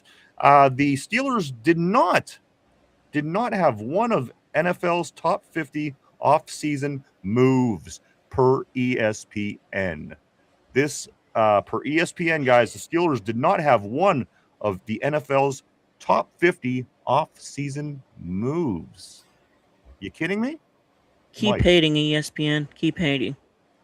Well, I mean, all they did was make moves, and all they did was improved, and all they did was picked up Pittman and new coaches. Yep. And, what do you mean they didn't make a top 50 off-season move? Yeah, getting a solid number 2 receiver in Michael Pittman for a 6th-round pick, and then picking up Jamal Dean, who has one of the best, second. He's in the top 5, top 10 in completion percentage against. Like, how do you go from not having a number 2 to bringing in a guy that has that caliber and say that this isn't a top 50 move? Okay, maybe not a top 1, 2, 5, 10, like top 50. Both of those moves could be argued for top 50 moves. You're solidifying, 2 of the highly sought after positions that you need. You need wide receivers and you need corners in a pass happy league, and you get guys like Michael Pittman's arguably better than Michael Pierce. I agree. Jamal Dean is a very underrated corner. Yeah, he gets banged up here and there, but when he's healthy and in there, he's very consistent. He's a very solid, dependable corner out there. So how both of those moves didn't rank up there in skill position moves, which everyone loves to hype up, didn't make it. It's just a head scratcher to me. Derpy, we didn't make a top 50 off-season move according to ESPN. And you think I'm mental? And we do, but this is a whole absolutely good point point taken. And one more point, Mike, and we're going to get into Derpy segment right here. Frazier on McCormick, of course, the offensive line. A lot of question, Mike, about the offensive line. A lot of switching, turnover. Mike, this was said by Frazier about Cormick. Switching sides feels different but the same. So that's confidence in his guys saying, you know what, it's different. He's on the other side, but it's the same. The guy's still doing his thing. I think, Mike, my concern, of course, is this right side of the line. Even though the right side of the line is now on the left side of the line, I think more pressure would be on the gentleman on the right side of the line trying to get it together than it is for the left side of the line getting used to the left. Yeah, exactly. And, it feels different but the same. I think that's what Derpy said when he went from kissing Aunt Peaches to a non-relative. I thought that's what McCormick was referencing, but no, that Peaches never brushed her teeth, so when he kissed him on relative, it wasn't the bad brush. Yeah, so it was an upgrade for Derpy there. But no, I like McCormick's mentality on that. It's different but the same. I get it. You go from left to right, a little adjustment period, but he's kind of going back to where he played in college. So It's like going home again. All right, there you go. Any comments on that, Derpy? We're going to grab some messages, and we're going to get into the division by division segment. We've already been through the NFC West, the NFC South, NFC Central today, which is coincidentally who we play in 2 weeks with the Green Bay Packers here to kick off preseason. Any last thoughts on that, Derpy? And we are going to move forward. No problem. All right. Couple messages here, and we're going to get into Derpy's segment right here. I just want to watch enjoying show, but motherfuckers keep disrespecting Porter. I can't let it slide, but I'm done. I'm watching football, my man. It's all good, bro. They'll probably get it done. It's just I know. for me, 30 million's too steep. For just here's the thing: he because loves he's not being a team JPJ, and he wants it to happen. And the ball busters in here certainly give it to him. And I think it's gonna get done. He wants to enjoy this like everybody else, I think. So, real quick, number 32 on the ESPN Top 50 off-season impact moves. Yes, please. A fullback being signed by the Chargers. Who? Alec Ingold. Good fullback. But, yeah. And a guy with a name. I mean, come on, Pittman automatically gets attention because of who he. Crazy talk. Yeah. Somber, I agree. Somber, he says we do not care. Let's go right here. Let's go. Geno Smith being traded to the New York Jets made it in at 44. And that is one of the. Listen, that's crazy. And that is one thing that I expected to happen. To see him going from the back to the Jets from Vegas after the season he had in Vegas, that doesn't surprise me one bit, Mike. I'm thinking this sounds natural to me. Geno Smith back to the Jets. Yeah, and then number 50, guard David Edwards signed by the Saints. Yeah, I mean, come on. Oh my. Like I said before, you guys think I'm mental, and we do. Oh, we don't think Derpy, but they're definitely more mental with we don't think. stupidity. Let's grab a couple more here, guys. This is why I stopped getting attached to players. This is from Corey, of course, from Don't Drink That. He says got a special episode today. Guys, go check him out. You're into conspiracy theories. 5 o'clock today. Corey does have a special episode, so do check him out right here on YouTube today. Don't Drink That. Corey says this is why I stopped getting attached to players. The ones that you like never get paid what you feel they're worth, typically, or they get traded to teams you hate. I've learned to evaluate instead. That's probably one of the better policies in life just to do. I agree. And the thing is, I mean, we all love sports our whole lives. It's hard to do that. It's hard to do because, these are the guys that come on. I know. Mark Malone, Pittman, Dean, Dowdle are going to be best. Absolutely. Those are all big pickups. Yep. Dowdle? That one's interesting. Dowdle. The guy had 3 1,000-yard seasons or 2 1,000-yard seasons for 2 different teams. He's going to try to do it for a third in a row. That's kind of a big deal. Again, Michael Pittman Jr. is kind of a big deal. Jamal Dean had a really great season last year. That's kind of a big deal. So some of that bullshit that Mike was just talking, they're better than all these moves. That's insane. Yeah. The fact Brisker isn't on that, which is probably the biggest. Yeah, exactly. Yeah. And here's my thing, Mike. I'm glad we're back. I'm glad the guys are going to be able to prove ESPN wrong. I'm glad the guys are going to be able to prove PFF wrong because this is what you deal with all offseason, a lot of shit talk. And what are you going to do? There's nothing to back it up. The guys ain't playing. Now the guys can go out and play and maybe shut some people up, Mike, and then all this Steeler hate will finally start to dissipate a little bit as it does every year because last year the Ravens were supposed to win a division.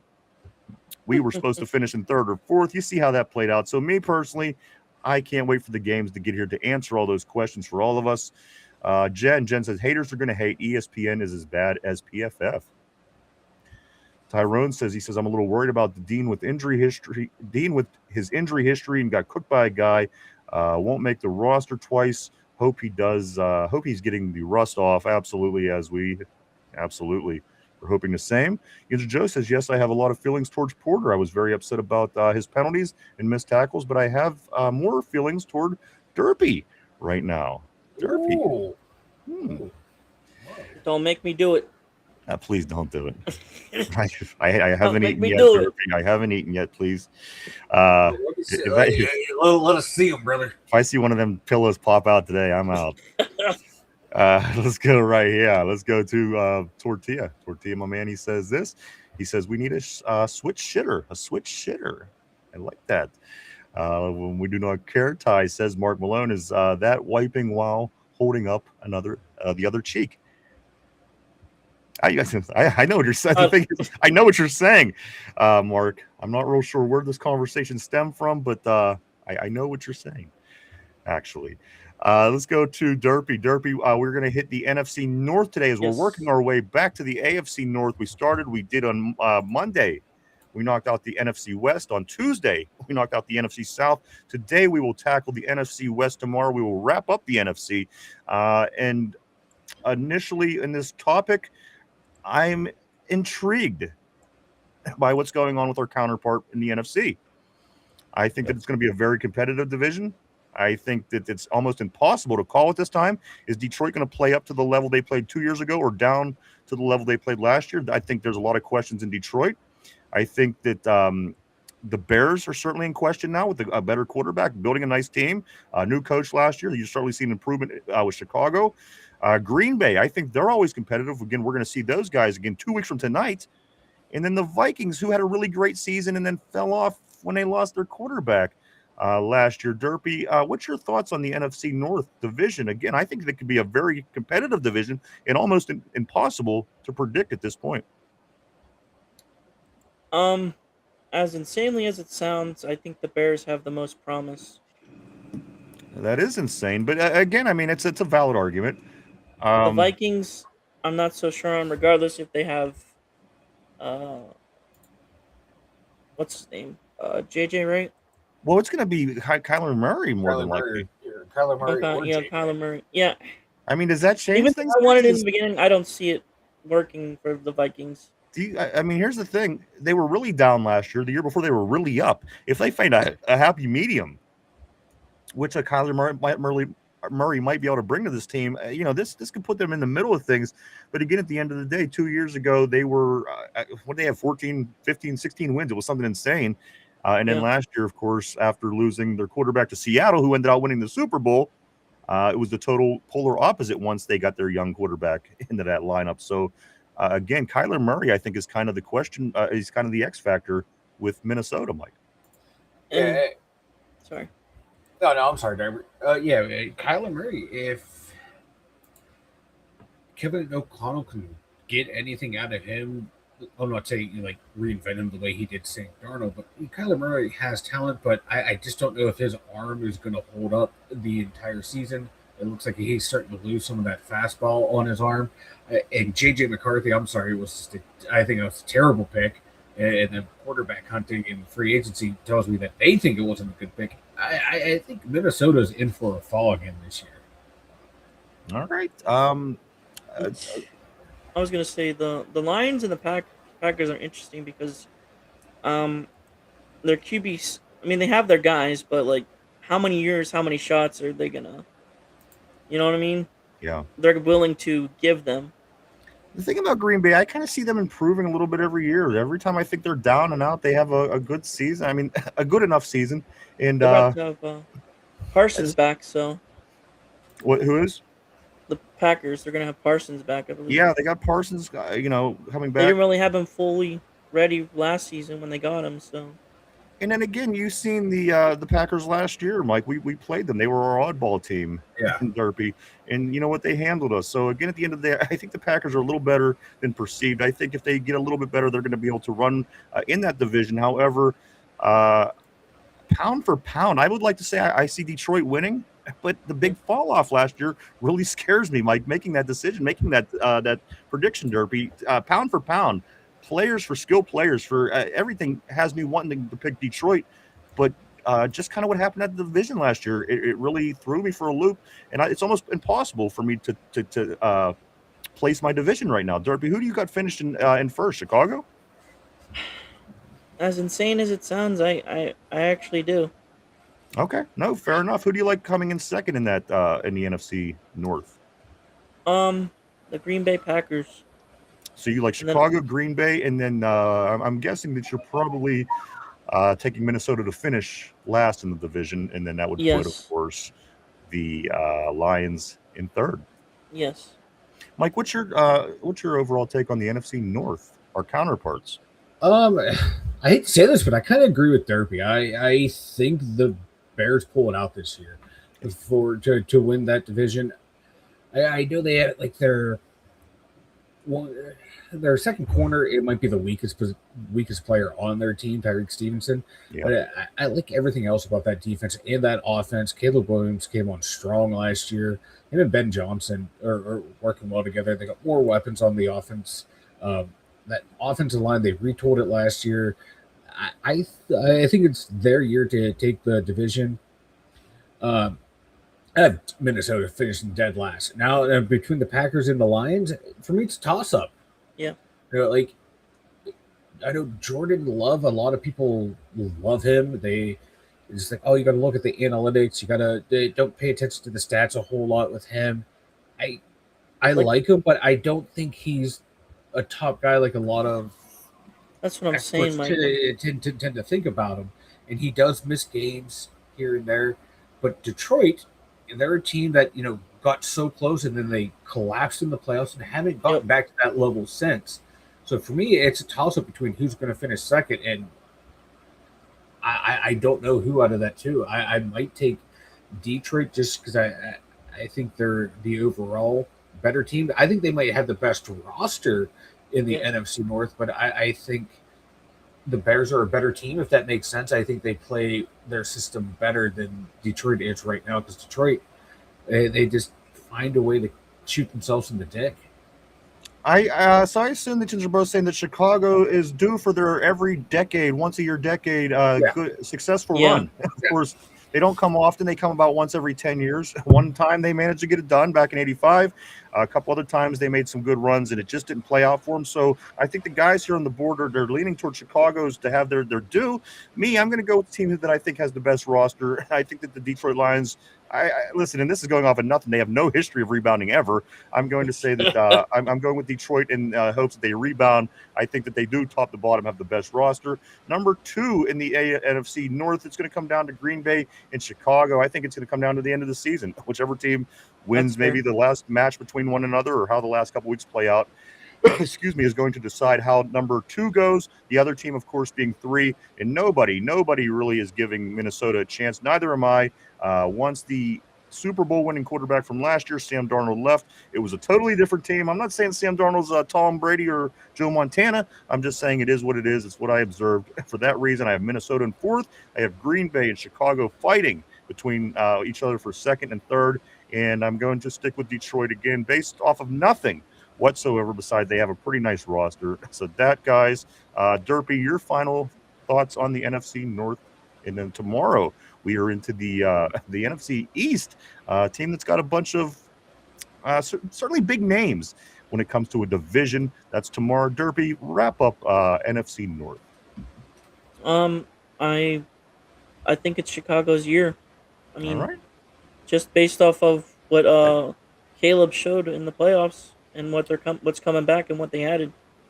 And don't get me wrong, I'm big on Caleb as well. I think that Caleb could make this team do some great things. It may still be a little early, but again, there's a lot of good things are coming from this team, and they're moving in the right direction. And for Chicago, that's got to be great news. They're not even going to be playing in not only their own city, they're not even going to be playing in their own state soon. So let's hope that something good could happen for them. Perhaps this year will be the year. I was going to break down every team, but yeah, go for it, please.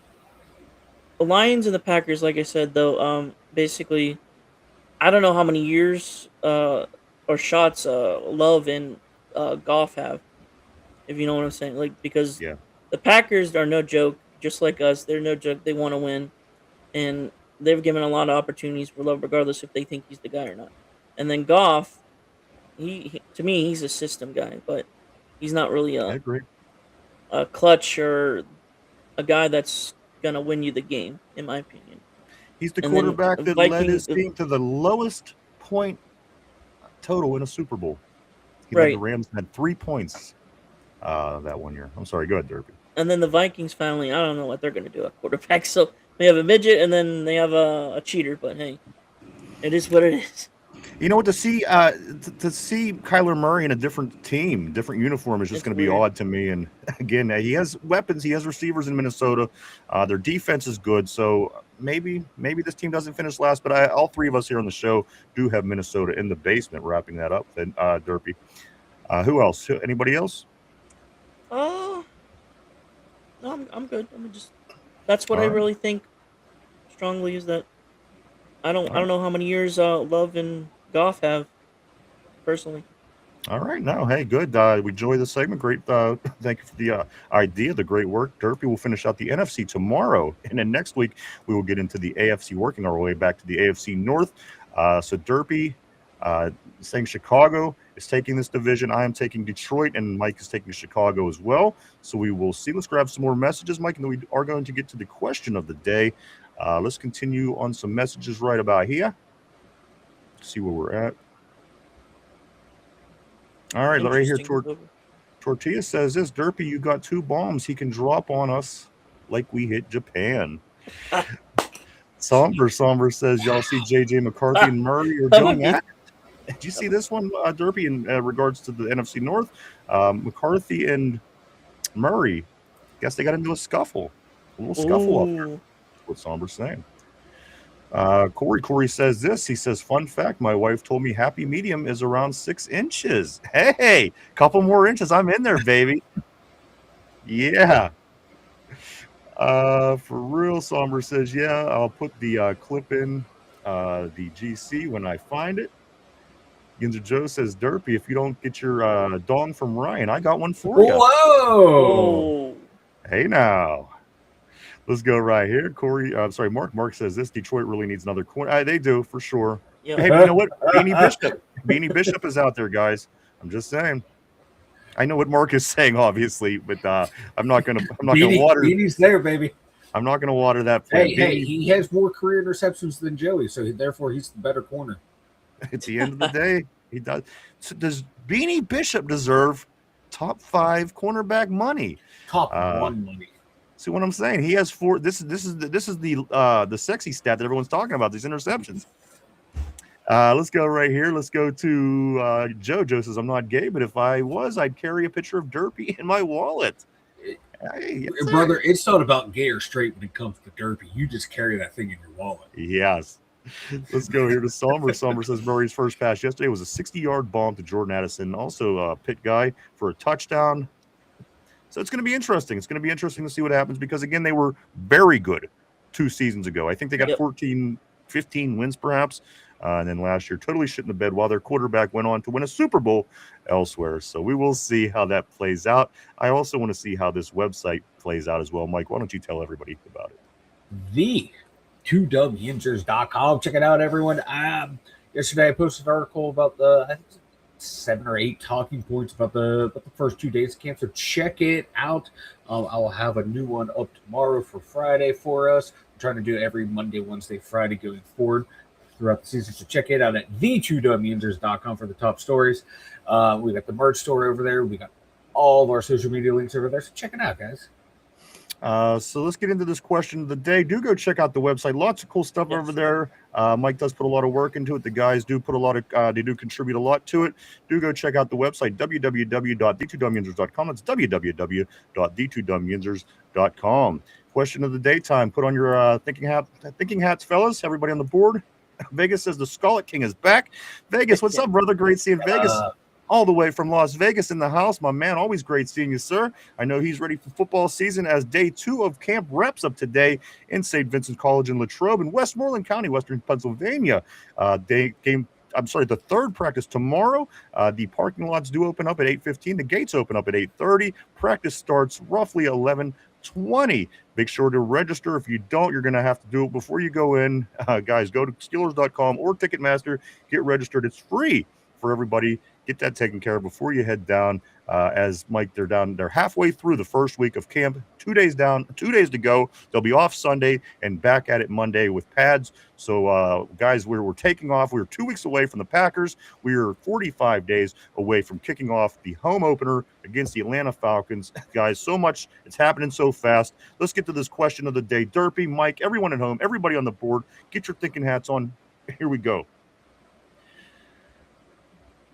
There's a tie at the top for pick sixes for the Steelers all time. Rod Woodson is one of them. He has 5 pick sixes all time. Tell me who the other person is tied with Rod Woodson on the Steelers for 5 pick sixes. Rod Woodson's one. Who's the other? 2 players tied to top this category, pick sixes for the Steelers. Rod Woodson won. The other player is who? Think that over. We're live 5 days a week right here, Monday through Friday, 11:30 a.m. to 3:30 p.m. every day right here on the Tube. On Tube. Let's go here. Vegas is saying, ain't it gay? I'm assuming he's saying Willie Gay or perhaps Derby? Just kidding, my friend. I do also want to say this. I want to say, Just Learning, welcome back, sir. He says, I'm late, homies. You're good, my man. It's always better than never, man. Great seeing you, Just Learning. Mark Malone still can't believe he won't grow a real skullet. Face red, droopy eyes. The skullet is back, Vegas says. Somber saying, I guess Troy. No clue. Tortilla saying maybe Steven Nelson. Mark Malone is saying perhaps Tony Dungy. Just Learning saying Troy Polamalu. I'm going to give you, do you guys want a hint? Yeah. It's a cornerback. Sure. It is a cornerback. So just that might help you out a little bit. Again, the question of the day. At the top of the list for Steelers pick sixes is Rod Woodson. He has 5 of them in his career at Pittsburgh. But he's tied. He's not the only one up there. The other player is the one we're looking for. Somber says, okay, maybe Gay then. Willie Gay, of course, he's talking about. Mike, what's your thought process in this question? Immediately, the mind goes to Mel Blount. I get that. But, big play Willie Gay.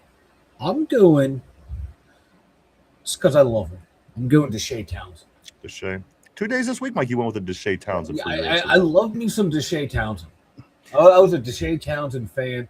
Will always be a Deshae Townsend Did you fan. like Dwayne Washington? I did. Remember number 20? Him and Chad Scott. I like them both. He was kind of similar to Deshae for me. Deshae was really close to Hines, which I think really gave him some popularity. But I thought that Deshae was kind of average. But at the end of the day, Dwayne Washington, Deshae Townsend, very similar players. So this is where you're going, Mike. You're going to go final answer on a final answer. All right, let me lock you in.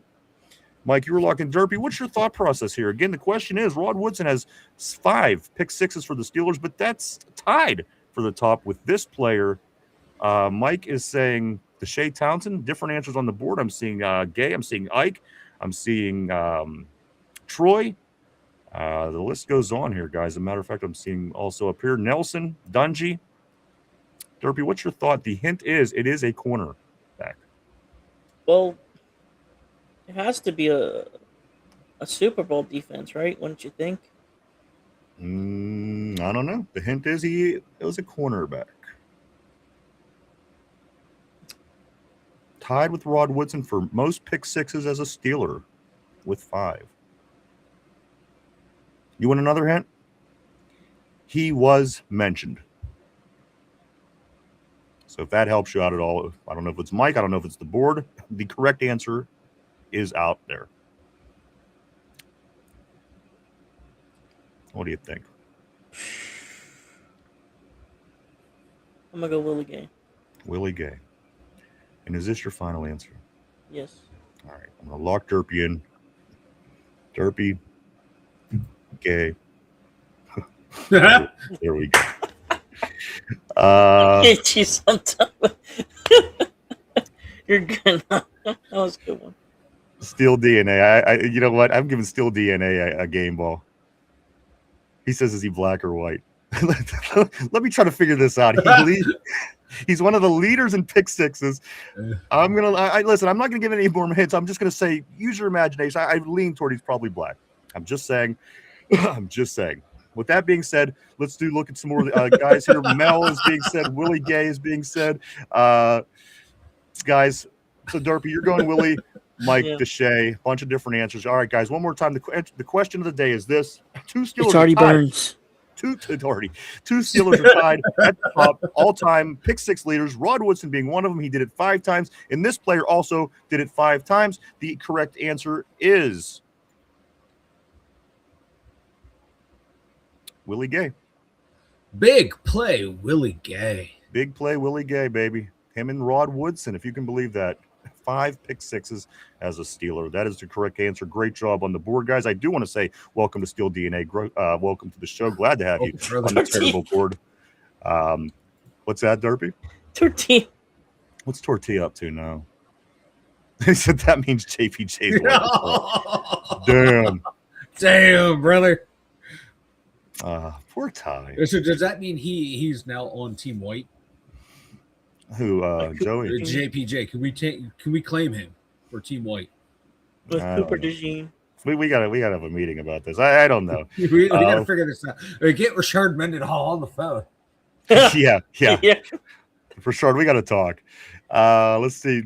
I'm sorry. The original Yinzer Joe says this. He says, "Just messing with you, Derpy. I love you, man." Yeah, Derpy knows. He knows this. Let's go right here. Vegas says, "I remember thinking, wow, another gay touchdown." That's a way to remember. Let's go also to Vegas. Vegas says this. He would have won the contest just by the name alone. Mark Maloney says this. The gay Cockrell Burns secondary was scary. The gay Cockrell Burns secondary, of course, Ross, Artie, and Willie are the three gentlemen of this conversation there. Here we go. Steelers with the Rockets. I love it, my man. Always picking up the flag and moving on, as in a great war, Mike. Somebody gets killed that carries the flag. Somebody always picks it up and fights on. And Aaron always with this message. But you know what? Tyrone picks up that flag and marches forward. So, my man, as always, Ty. Tortilla. I'm sorry, Mark Malone says, yeah, that will narrow it down. Tortilla says this. That means Jay. Okay, we did get that. Mark Malone was a shit QB. Tyrone is saying he had 5. I just know it ain't Artie Birds. Porter, great show, you bastard. We thank you as always, Ty. As always, my That's friend. a good question, Vegas. Trade JPJ Vegas says, what Steelers cornerback has given up the most touchdowns? That's a good question. That is a good question. I don't know the answer to that. We know it's not JPJ. We know it's not JPJ. Ain't that the truth? Guys, we are going to be heading into the Friday tomorrow, the Friday installment of the show. Last day of the show, but it's only going to be the third day of practice as it goes into Saturday this weekend, guys, at camp. Again, Tuesday, Wednesday, Thursday, Wednesday, Thursday, Friday, Saturday is the 4 days. They'll be off Sunday, back at it with pads on Monday as the acclimation period does end on Saturday with practice. But if you are heading over to camp, if you're coming in town, do be sure to register. I'm just saying it's free, but you're not going to want to have to deal with that headache. If you're there, get on Steelers.com, Ticketmaster.com, get registered. It's 100% free. Go check everything out at St. Vincent College in Latrobe, Westmoreland County, right here, Pennsylvania, Western Pennsylvania, as the Steelers do move to their third practice tomorrow, Mike. Again, practicing through the rest of the week. Pads next week. Pittsburgh hosts the Green Bay Packers 2 weeks from tonight. If you could even believe that. You're getting your paycheck today. Next paycheck, you got a Steeler game. So I'll take that, Mike. And then also just 45 days away from the opener against the Atlanta Falcons. Is it going to be Tua? Is it going to be Penix? We don't know at this point what's going to be going on with Atlanta, but we do know that we have a date with them here in 45 days. So we will certainly take that as well. Mike, your thoughts today's show? It's nice to see the offense clicking for the Steelers this early in practice. Quarterbacks are looking good. Receivers are looking good. They're attacking the middle of the field. And that's just making my nipples hard.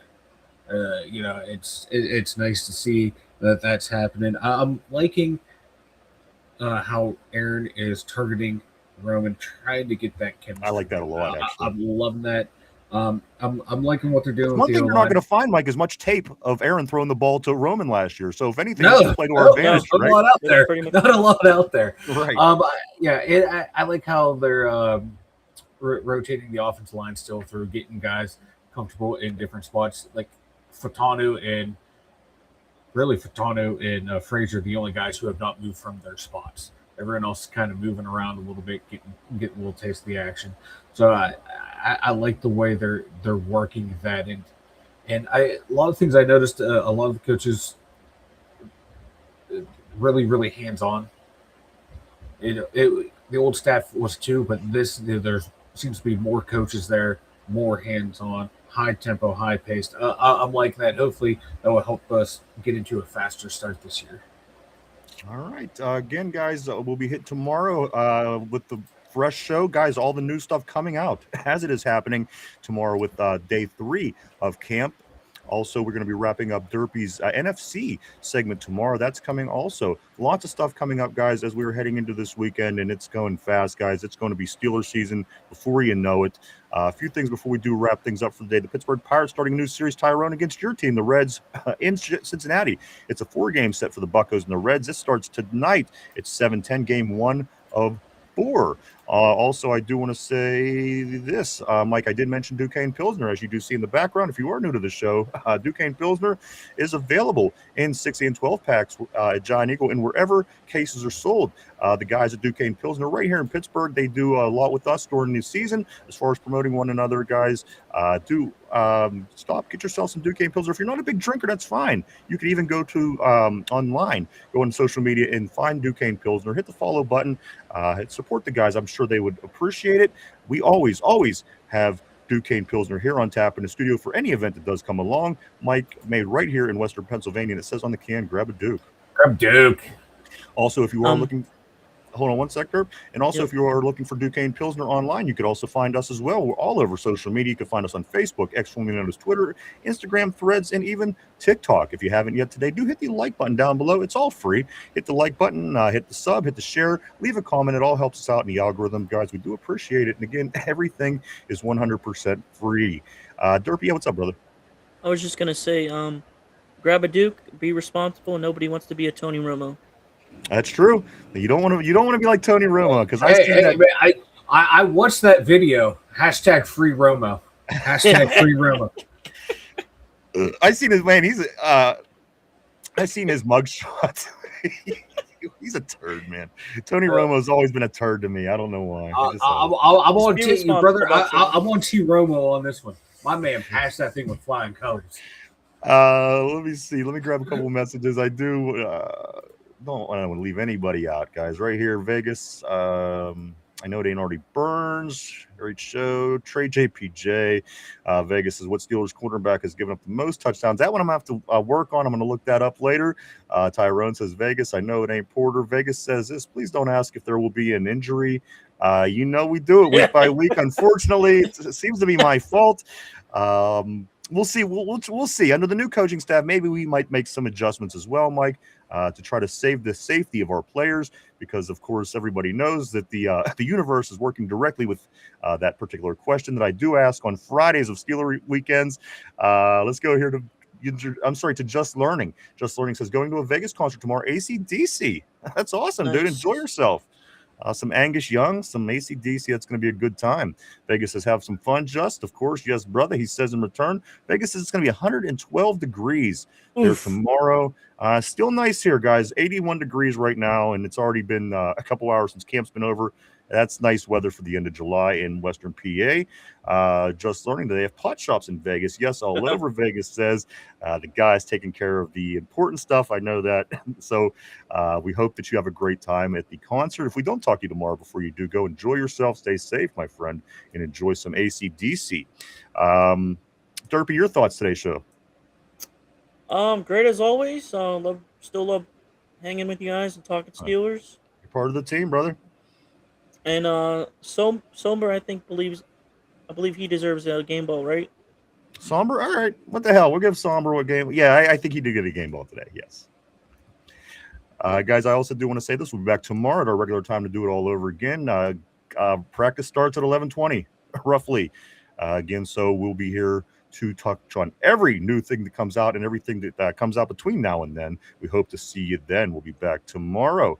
I do want to say this before we do roll. Thank you so much to everybody for coming and hanging out and checking us out today. We appreciate each and every one of you. We truly, honestly do. We wouldn't do without you. Thank you so much. I want to say thank you to everybody on the board. You guys always keep the show interesting, and you always are the lifeblood of this show. We couldn't do it without you. We wouldn't want to do it without the voice of Steeler Nation. You guys keep this thing going, and we couldn't appreciate that more. Thank you so much. I want to say thank you to also everybody that's at home listening, watching, possibly in the car, maybe at work, maybe at the gym, maybe even just taking a walk with earbuds in, whatever the case may be, wherever you may be. Thank you, too. We'll be back tomorrow to get into day 3 of Steeler training camp in St. Vincent College in Latrobe.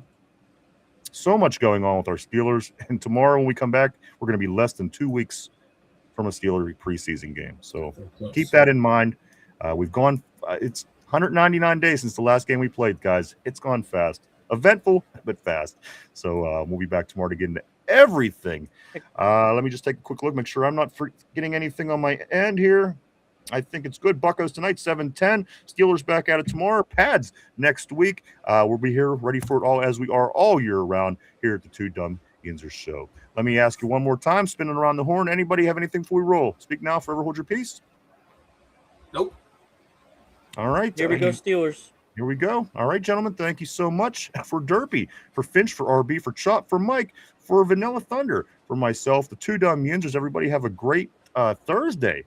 Stay cool, stay safe. We'll be back tomorrow. We hope to see everybody then. I do want to say peace and love, peace and love, peace and love. Everyone have a great day, and we'll check you out tomorrow. For us here, for the Terrible Board, have a great one. We'll see you tomorrow. Bye-bye.